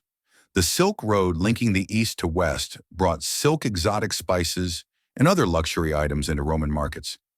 Imagine the excitement of Roman citizens experiencing the allure of these foreign treasures, a symbol of the empire's reach and cultural exchange. Currency and economic transactions. The Roman economy also thrived on currency, which facilitated trade and commerce. The introduction of standardized coins, initially struck in silver and bronze, simplified transactions and encouraged economic activity. The denarius, a silver coin, became the backbone of the Roman monetary system. Picture merchants weighing coins and trading goods in the marketplace, their exchanges made seamless by a common currency. However, over time, economic pressures led to inflation, particularly in the later stages of the empire. The devaluation of currency reflected the challenges posed by overextension, military expenditure, and administrative inefficiencies. Imagine the struggles faced by citizens as prices fluctuated, how economic instability can erode trust in a currency and strain everyday lives. Labor and slavery. Labor in ancient Rome varied significantly, encompassing free laborers, tenants, and slaves. Slavery played a vital role in the economic structure. Slaves worked in fields, households, mines, and workshops, contributing to various sectors of the economy. Picture a scenario in which a wealthy Roman family employs a multitude of slaves, each fulfilling critical roles in maintaining households, procuring goods, and generating wealth. The reliance on slavery, however, prompted ethical and economic dilemmas. As the empire expanded, the supply of slaves from conquered territories increased, leading to potential labor surpluses, social tensions, and revolts, such as the infamous Spartacus uprising in 73 BCE. The challenges of managing large slave populations emphasized the dynamics of power and resistance inherent in the system and brought to light concerns over human rights and dignity that resonate today. Besides slavery, free labor became increasingly important, especially as economic demands shifted. Many smallholder farmers faced harsh competition and were often forced to sell their lands to wealthy landowners, leading to phenomena such as proletarianization, where citizens became dependent on wages rather than land ownership. This shift impacted social structures and contributed to class tensions within the empire. Urbanization and economic changes. As cities expanded, the urban economy gained prominence. Rome itself became a bustling metropolis with a diverse population engaged in various trades and professions. Picture the crowded streets filled with artisans, merchants, and laborers, each contributing to the vibrancy and complexity of urban life. Urban centers became hubs of production and commerce, offering opportunities for specialization. Imagine potters crafting wares, blacksmiths forging tools, and bakers selling bread, all creating a sense of interdependence among urban dwellers. The presence of municipal markets provided platforms for trade and interaction, fostering community ties and cultural exchange. The concentration of people and economic activity also necessitated administrative and logistical adjustments. The establishment of local governance became essential in managing resources, services, and infrastructure, highlighting the need for effective administration to support the growing urban economy. Challenges and decline. Despite its successes, the Roman economy faced significant challenges that contributed to its eventual decline. Over-reliance on slave labor became increasingly problematic as economic conditions shifted, reducing incentives for innovation and labor efficiency. As wealth became concentrated in the hands of the elite, social disparities widened, leading to civil strife and instability. Additionally, the economic burdens borne by the empire due to military campaigns, infrastructure maintenance, and public welfare strained resources. The vastness of the empire made supply chains vulnerable, complicating trade and resource allocation. Picture the logistical difficulties of managing far-reaching provinces while attempting to maintain a cohesive economic system, the tensions of governance becoming more pronounced over time. Ultimately, the decline of the Western Roman Empire in the 5th century CE was intertwined with economic factors. Disruptions in trade routes, inflation, and class divisions weakened the foundations that had once sustained its power. Conclusion. In exploring the economic landscape of ancient Rome, we uncover a complex and interconnected system that laid the groundwork for societal interactions and relationships. The emphasis on agriculture, trade, and currency facilitated prosperity and contributed to Rome's status as a dominant civilization. These economic structures remind us that the foundation of any society lies in its capacity to adapt to changing demands, manage resources efficiently, and foster a sense of community among its people. The lessons learned from ancient Rome's economic experiences resonate today, underscoring the importance of addressing social disparities, promoting fair trade practices, and adapting to evolving economic landscapes. As our journey through the Roman economy concludes, I invite you to share any specific areas you wish to explore in more detail or new themes you would like to discuss further. The complexity of Roman civilization offers endless opportunities for inquiry and understanding. As we delve deeper into the historical narrative of ancient Rome, it is essential to examine the influence of Roman religion and mythology on daily life, cultural practices, and social values. Religion in Rome was integral to the identity of its people and governance, guiding their understanding of the divine fate and the natural world. Picture the bustling streets, vibrant festivals, and solemn rituals that permeated every layer of society. How did these beliefs shape cultural identity and community cohesion in ancient Rome? The pantheon of Roman deities. The Roman pantheon was vast and complex, encompassing a multitude of gods and goddesses who governed various aspects of life and nature. The primary deities included Jupiter, the king of the gods, Juno, protector of women and marriage, Neptune, god of the sea, and Mars, the god of war. Each deity held distinct attributes and responsibilities, often anthropomorphized with human traits. Imagine the grandeur of temples dedicated to these gods, like the Temple of Jupiter on the Capitoline Hill, where citizens gathered to worship and seek favor. These gods were believed to directly influence daily life, and Romans engaged in various rituals to appease them, ensuring bountiful harvests, victory in battles, and personal fortune. This active participation in religious life reinforced a communal identity as citizens came together to celebrate their shared beliefs. Religious festivals in public life. Religious festivals were an essential part of Roman life, providing opportunities for community celebration and civic duty. Major festivals included the Ludi Romani, honoring Jupiter, and the Saturnalia, celebrating the god Saturn with revelry, gift-giving, and social inversion.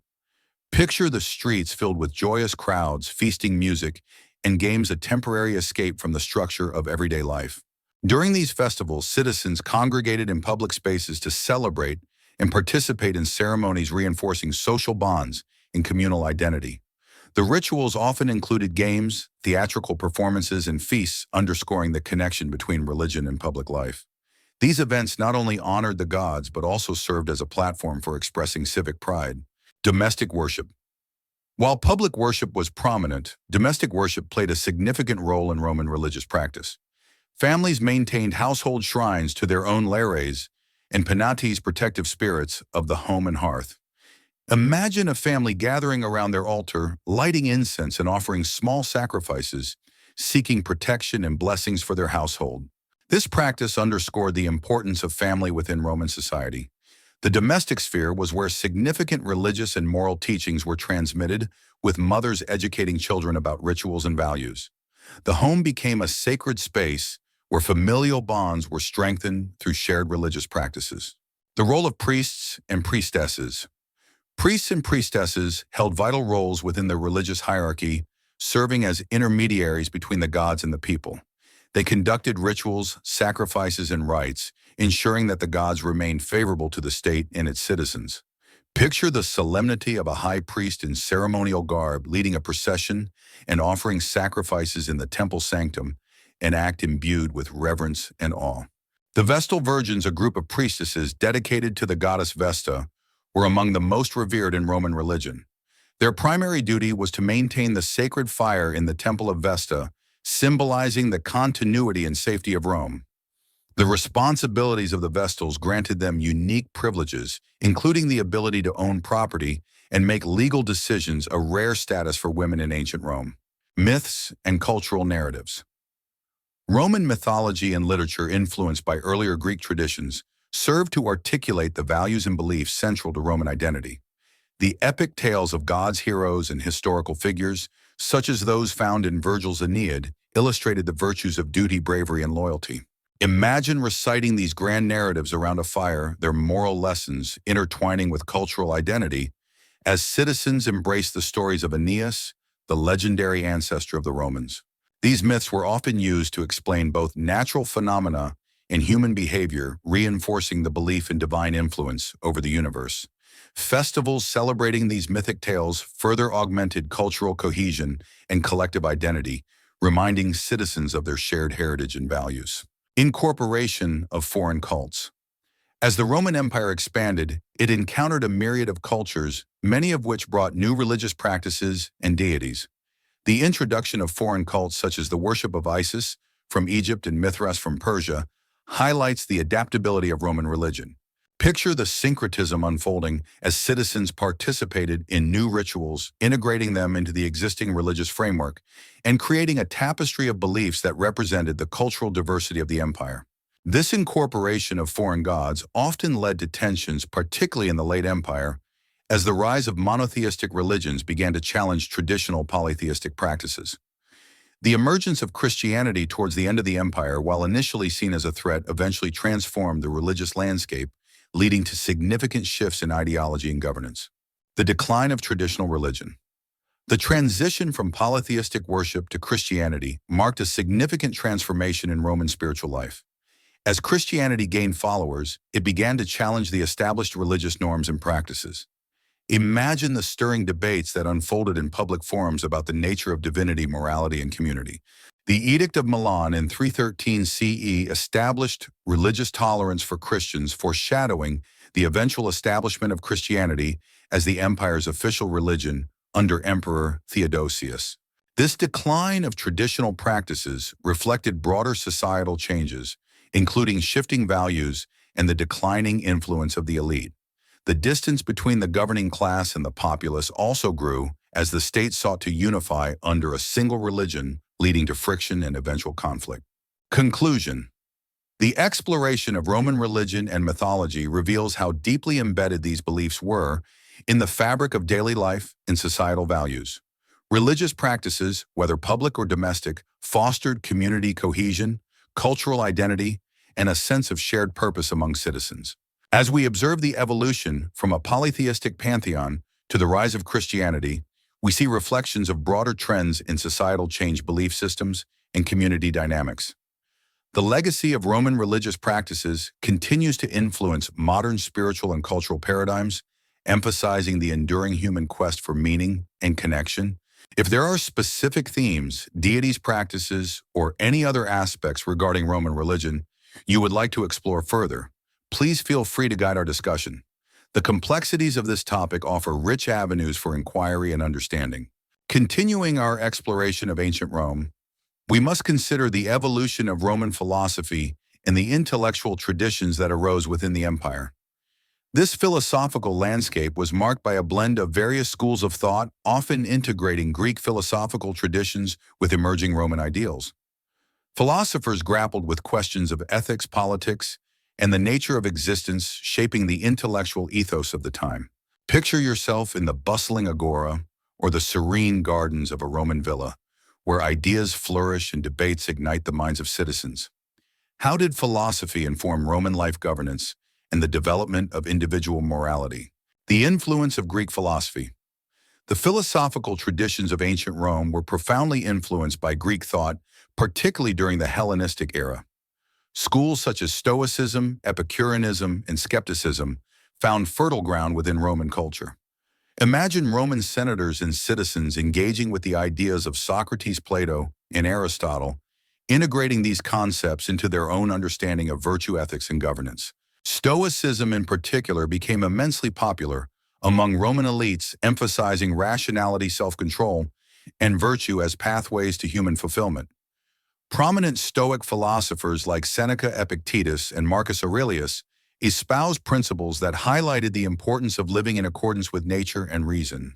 Envision Marcus Aurelius seated in meditation, penning down his reflections, in Meditations offering personal insights that meld philosophy with the complexities of leading an empire. Stoicism and moral philosophy. Stoicism's emphasis on virtue as the highest good resonated deeply within Roman society, providing a framework for ethical living. Central to Stoic thought was the idea that individuals should cultivate wisdom, courage, justice, and temperance. Picture a gathering of citizens discussing how to apply these virtues in their daily lives, how one's character defines personal and civic duty. Stoicism also addressed the significance of acceptance and resilience in the face of adversity.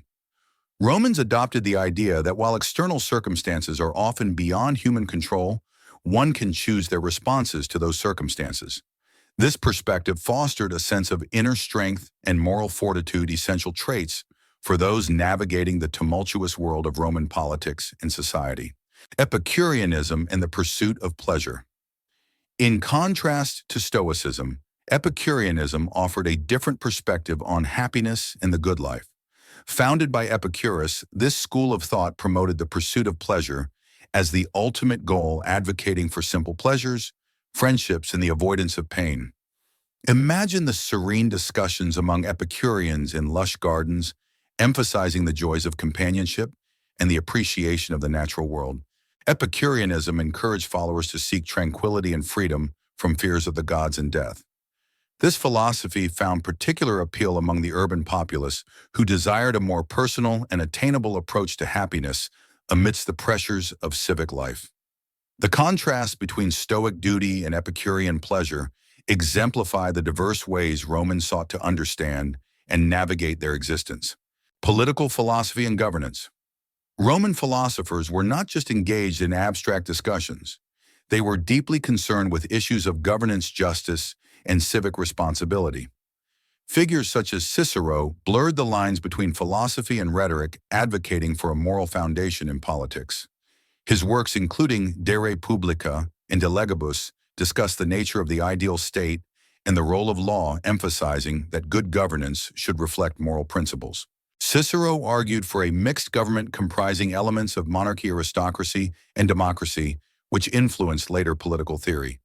Consider the influence of his advocacy for natural law, which posited that certain rights are inherent and universal, laying the groundwork for future legal and ethical frameworks. Philosophy and education. Philosophy also played a crucial role in Roman education. The education of elite children frequently included lessons in rhetoric, philosophy, and literature, tools for shaping future leaders. Imagine a young Roman boy engaging in debates about ethics and justice under the guidance of a knowledgeable tutor, preparing to navigate the complexities of governance as a future senator. Philosophical texts were widely circulated, becoming integral to the intellectual life of Rome. Wealthy citizens amassed libraries and engaged in discussions with philosophical ideas often infused into public life. Philosophers became advisors, influencing political decisions and societal norms as their ideas permeated various levels of government and civic engagement. The legacy of Roman philosophy. As the Roman Empire expanded and later transitioned into the Christian era, philosophical traditions continued to exert influence over thoughts on morality, governance, and the nature of existence. The synthesis of classical philosophy with Christian doctrine resulted in rich dialogues about faith, reason, and ethics. The preservation of classical texts by later scholars during the Middle Ages underscores the enduring legacy of Roman thought. Philosophical ideas laid the groundwork for the Renaissance, contributing to the development of modern Western philosophy and democratic principles. Imagine Renaissance thinkers revisiting the works of Cicero and Seneca, fostering a reawakening of interest in classical ideas that shaped the course of European intellectual history. Conclusion. In reflecting on Roman philosophy, we uncover a complex and dynamic interplay between ethics, governance, and individual morality. The integration of Greek philosophical traditions alongside unique Roman adaptations created a rich intellectual landscape that informed not only personal conduct, but also civic responsibility and political ideology. The lessons gleaned from Roman philosophical discussions remain relevant today as we continue to seek meaning, grapple with moral dilemmas, and navigate the complexities of public life. The enduring influence of these ideas serves as a testament to the capacity of philosophy to shape societies and guide human thought across generations. As we conclude this examination of Roman philosophy, feel free to highlight any areas or thinkers you wish to explore further, or if there are other themes within the vast realm of ancient Rome that intrigue you. The legacy of this rich civilization offers endless avenues for discovery. As we approach the culmination of our exploration of ancient Rome, let's focus on the social dynamics, class structures, and the complexities of citizenship that characterize Roman society. Understanding the stratification within this influential civilization reveals how social hierarchies impacted daily life, governance, and identity. Picture the bustling streets of Rome, where citizens from various classes interact, each group navigating the challenges and privileges bestowed by their social standing. How did these dynamics shape the fabric of Roman life? Social hierarchies and class structures. Roman society was inherently hierarchical, with distinct classes that defined social interactions, opportunities, and privileges. The main social groups included patricians. The elite class comprised wealthy landowners and aristocrats who held significant political power. Their lineage often traced back to the founding families of Rome, granting them prestige and influence. Patricians owned large estates and were typically seen as the guardians of political authority and tradition. Plebeians. The common folk of Rome, encompassing a wide range of occupations from farmers to laborers, plebeians constituted the majority of the population. Although they were essential to the economy and military, they initially lacked political power, which fueled tensions between the classes. Freedmen, former slaves who had earned their freedom but still faced social discrimination. While they could engage in various trades and accumulate wealth, their status was often precarious and they were excluded from certain rights.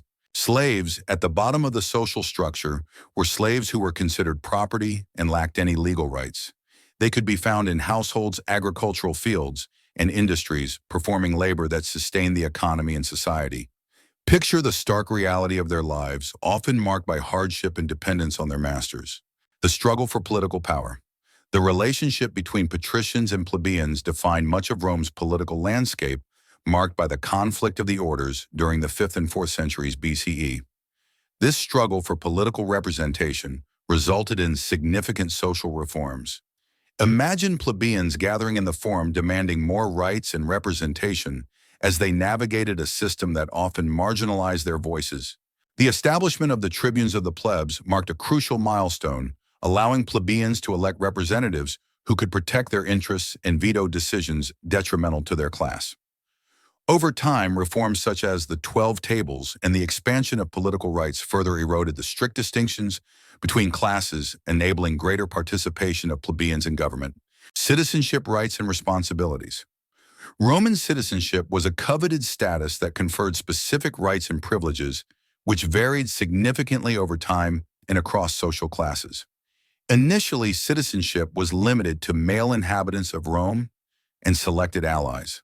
This status provided individuals with legal protections, such as the right to vote, serve in the military, and access the courts. As the empire expanded, so did the concept of citizenship. The Constitutio Antoniniana of 212 CE granted citizenship to all free inhabitants of the empire, promoting a unified Roman identity across diverse cultures. Imagine the impact of this decree. Individuals from places as far-flung as Britain to Egypt suddenly found themselves recognized as Romans, sharing a common legal status and identity. However, the value of citizenship could vary. Patrician citizens enjoyed significant political influence, while plebeians, despite their formal citizenship, often found themselves struggling to assert their rights. The distinctions between classes prompted a constant negotiation of identity and privilege within Roman society. Social mobility and freedmen. While Roman society was hierarchical, opportunities for social mobility did exist, particularly for freedmen and wealthy plebeians. Many freedmen established successful businesses and rose in status, often integrating into the social networks of the elite. Picture a prosperous freedman engaging in trade and gaining respect among patrician circles, exemplifying how hard work and entrepreneurship could alter one's social standing.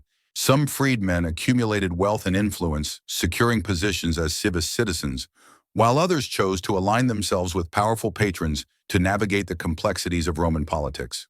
This patron-client system played a crucial role in social dynamics as individuals relied on connections for support and advancement. Family and gender roles. The structure of Roman families, or familiae, was patriarchal, with the paterfamilias, male head of the household, holding extensive authority over family members. Picture a wealthy patrician overseeing a household with power extending over his wife, children, and slaves. Women, while integral to family life, faced restrictions. Though elite women could wield influence through marriages and connections, their public presence was often limited. Despite these constraints, Roman women actively participated in domestic and social spheres, guiding family affairs and influencing their husbands. The presence of women in religious life, particularly as priestesses or in domestic worship, provided avenues for agency within a largely male-dominated society. Tensions and social conflicts. The disparities among classes often led to social tensions and conflicts reflected in literature, politics, and daily life. The frustrations of the lower classes, particularly during economic hardship, found expression in various uprisings and labor strikes. Picture the streets of Rome filled with protests demanding better treatment and representation, echoing the long-standing grievances of the plebeian class. These tensions culminated in events like the Gracchi reforms, where brothers Tiberius and Gaius Gracchus sought to address land issues and social inequality, ultimately meeting resistance from the elite. Their efforts symbolize the ongoing struggle for equity and rights within the complex social hierarchy of Rome. The role of religion and social identity. Religion intertwined with social class, influencing identity and community cohesion. Various cults and practices provided a framework for understanding one's place in society. Participation in public festivals and religious observances strengthened communal bonds, helping citizens navigate their identities in a diverse and expansive empire. Moreover, as new religious movements emerged, most notably early Christianity, they challenged existing social norms and class distinctions. The early Christian emphasis on spiritual equality appealed to those marginalized within Roman society. Picture gatherings of early Christians across social lines, fostering a sense of unity that transcended traditional class structures. Conclusion. The social dynamics of ancient Rome reveal a tapestry woven from complex interactions among classes, citizenship, gender roles, and cultural practices. The interplay between privilege and marginalization, along with the struggle for representation and rights, shaped the identity of Roman society and influenced its governance and culture. These enduring themes resonate even today, highlighting the importance of equitable representation, social justice, and the ongoing quest for community cohesion amidst diversity. Understanding these dynamics offers insights into the nature of human society and the continual evolution of social structures. As we wrap up our exploration of ancient Roman society, feel free to pinpoint any aspects you'd like to delve deeper into or new topics to explore. The richness of Roman history provides ample opportunities for further inquiry and discussion. As we draw further into the intricacies of ancient Rome, let's examine the military conquests and territorial expansions that define the empire's growth and influence. Roman expansion was not merely a matter of military might. It entwined social, economic, and cultural threads that transcended the battlefield. Picture yourself at the helm of a Roman legion, witnessing the vast landscapes of conquered territories and the dynamic interactions between diverse cultures. How did these conquests shape the identity of Rome and the regions it governed? The mechanics of Roman expansion. Roman military conquests began in earnest during the Republic, marked by a series of wars that gradually expanded Roman influence across the Italian peninsula and beyond. The Punic Wars, fought against Carthage between 264 and 146 BCE, were pivotal in establishing Rome as a naval power and expanding its reach into North Africa and Spain. First Punic War, 264-241 BCE. The conflict centered on control over Sicily, marking the beginning of Rome's naval endeavors. After a prolonged struggle, Rome emerged victorious, transforming Sicily into its first province. Second Punic War, 218-201 BCE. Famous for Hannibal's daring crossing of the Alps, this war tested Rome's resilience. The eventual Roman victory at the Battle of Zama solidified Rome's dominance in the Western Mediterranean, paving the way for further conquests in Spain and North Africa. Third Punic War, 149-146 BCE, marking the final defeat of Carthage. This war highlighted Rome's ruthless determination. The utter destruction of Carthage symbolized the extent of Roman power and control in the Mediterranean. Provincial administration and governance. As Rome expanded efficiently, governing new territories became paramount. The establishment of provinces allowed for effective administration, ensuring that Roman laws and customs spread throughout conquered lands. Imagine provincial governors, often former military generals, arriving to oversee newly acquired territories, implementing Roman law while navigating local customs. Provincial governance involved a delicate balance. Roman authorities aimed to integrate local populations into the imperial system while preserving their unique identities. Romanization became a key strategy, promoting the spread of Roman culture, language, and civic structures. For instance, local elites were often co-opted into the Roman system, granting them a stake in maintaining order and stability. Cultural exchange and syncretism. The Roman Empire was a melting pot of cultures, leading to vibrant exchanges that enriched Roman identity. As soldiers, traders, and administrators settled in various regions, cultural interactions flourished. Picture a bustling market in a provincial city where Roman goods mingle with local products while the sounds of different languages fill the air. In Gaul, for instance, the blend of Roman and Gallic customs led to unique artistic and architectural expressions. Temples honoring both Roman and local gods exemplified this syncretism, reflecting the merging of beliefs and practices. This cultural exchange was not merely superficial, it influenced Roman art, religion, and philosophy. The impact on trade and economy. As territories were annexed, trade networks expanded, integrating provincial economies into the broader Roman market. Roman roads facilitated the movement of goods, troops, and cultures, connecting far-flung regions. Imagine the intricate network of roads and trade routes bustling with merchants transporting olive oil, wine grain, and textiles, stimulating local economies and the imperial treasury alike. Cities such as Antioch, Alexandria, and Carthage became bustling trade hubs, promoting economic interdependence. The influx of riches from provinces helped fund public works in Rome, from grand amphitheaters to aqueducts, exemplifying how military conquests directly enhanced the urban landscape and civic life in Rome. Class and status in the provinces. The integration of provinces into the Roman Empire also affected social dynamics. Being a citizen of a province often came with benefits and challenges. While many enjoyed the protections of Roman law, disparities in status persisted. Patricians and wealthy plebeians in Rome often held higher status than provincial leaders or local elites, even those who adopted Roman customs. As provinces gained a degree of autonomy, opportunities arose for social mobility for local elites. Roman citizenship could be granted to loyal provincial leaders, ensuring their allegiance and reinforcing their status within the imperial framework. Picture local leaders navigating the complexities of identity and loyalty, balancing their heritage with the privileges of Roman citizenship. Military overextension and challenges. Despite the benefits of expansion, the vastness of the Roman Empire also brought significant challenges. As territories grew in size, maintaining control and stability became increasingly difficult. Picture the strain on resources and military personnel as conflicts arose from rebellious provinces or external threats, compelling Rome to allocate significant military forces to suppress unrest or protect borders. The reliance on distant provinces for food and resources led to vulnerabilities. Disruptions in trade, economic turmoil, and internal strife often culminated in revolts and challenges to Roman authority. The revolt of Boudica in Britain, for example, illustrated the potential for provincial discontent to escalate into conflict against the imperial power. The decline of Roman military power. Over time, persistent pressures from both external enemies and internal challenges contributed to the decline of Roman power. The rise of tribal groups such as the Goths and Huns put immense strain on Rome's military resources.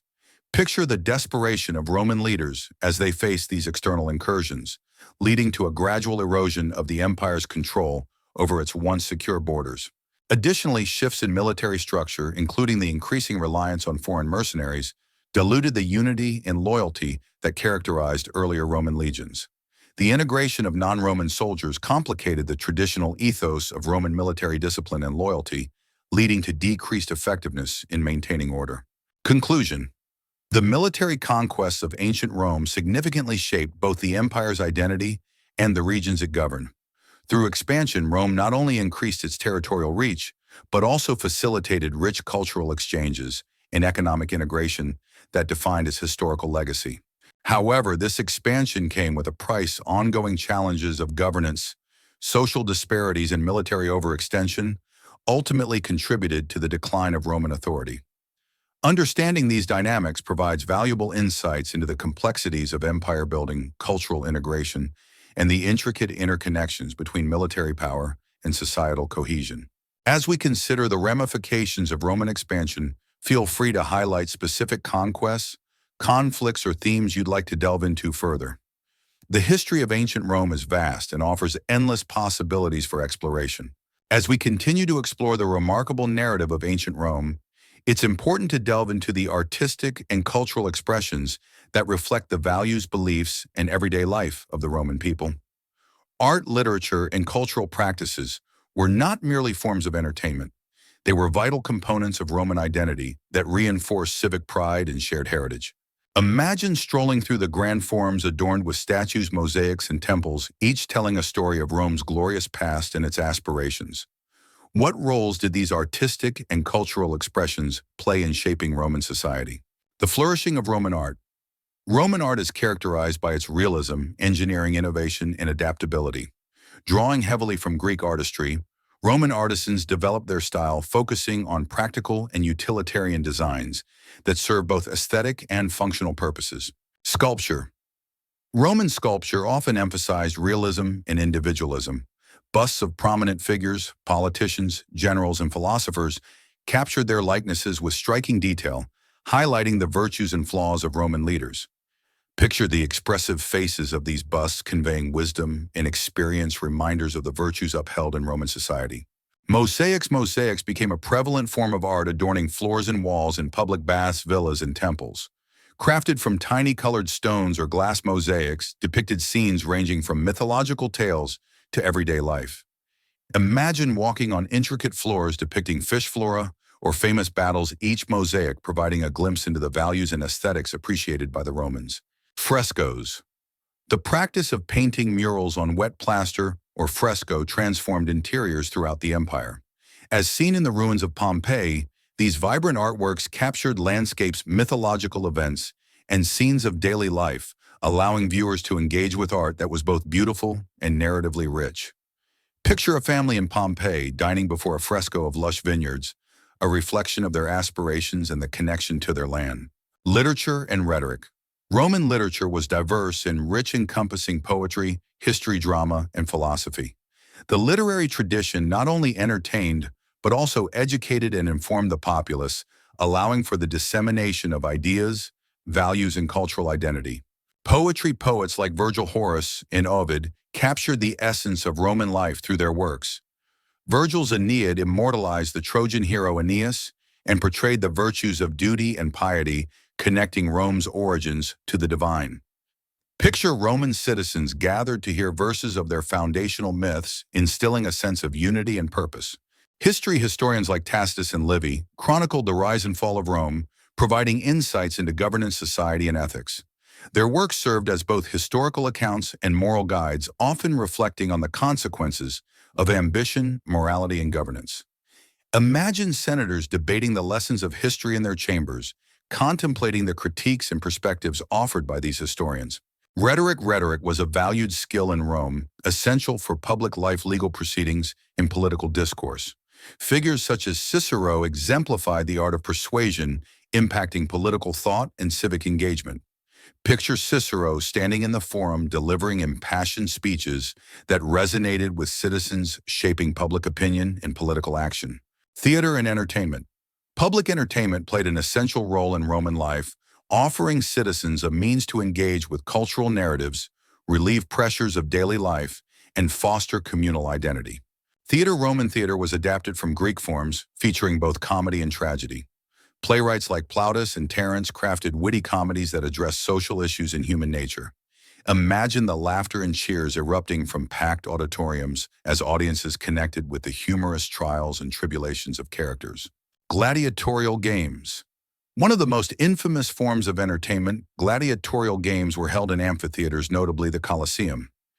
These spectacles, often depicting combat between gladiators, animals, and even naval battles, served as a display of strength and power.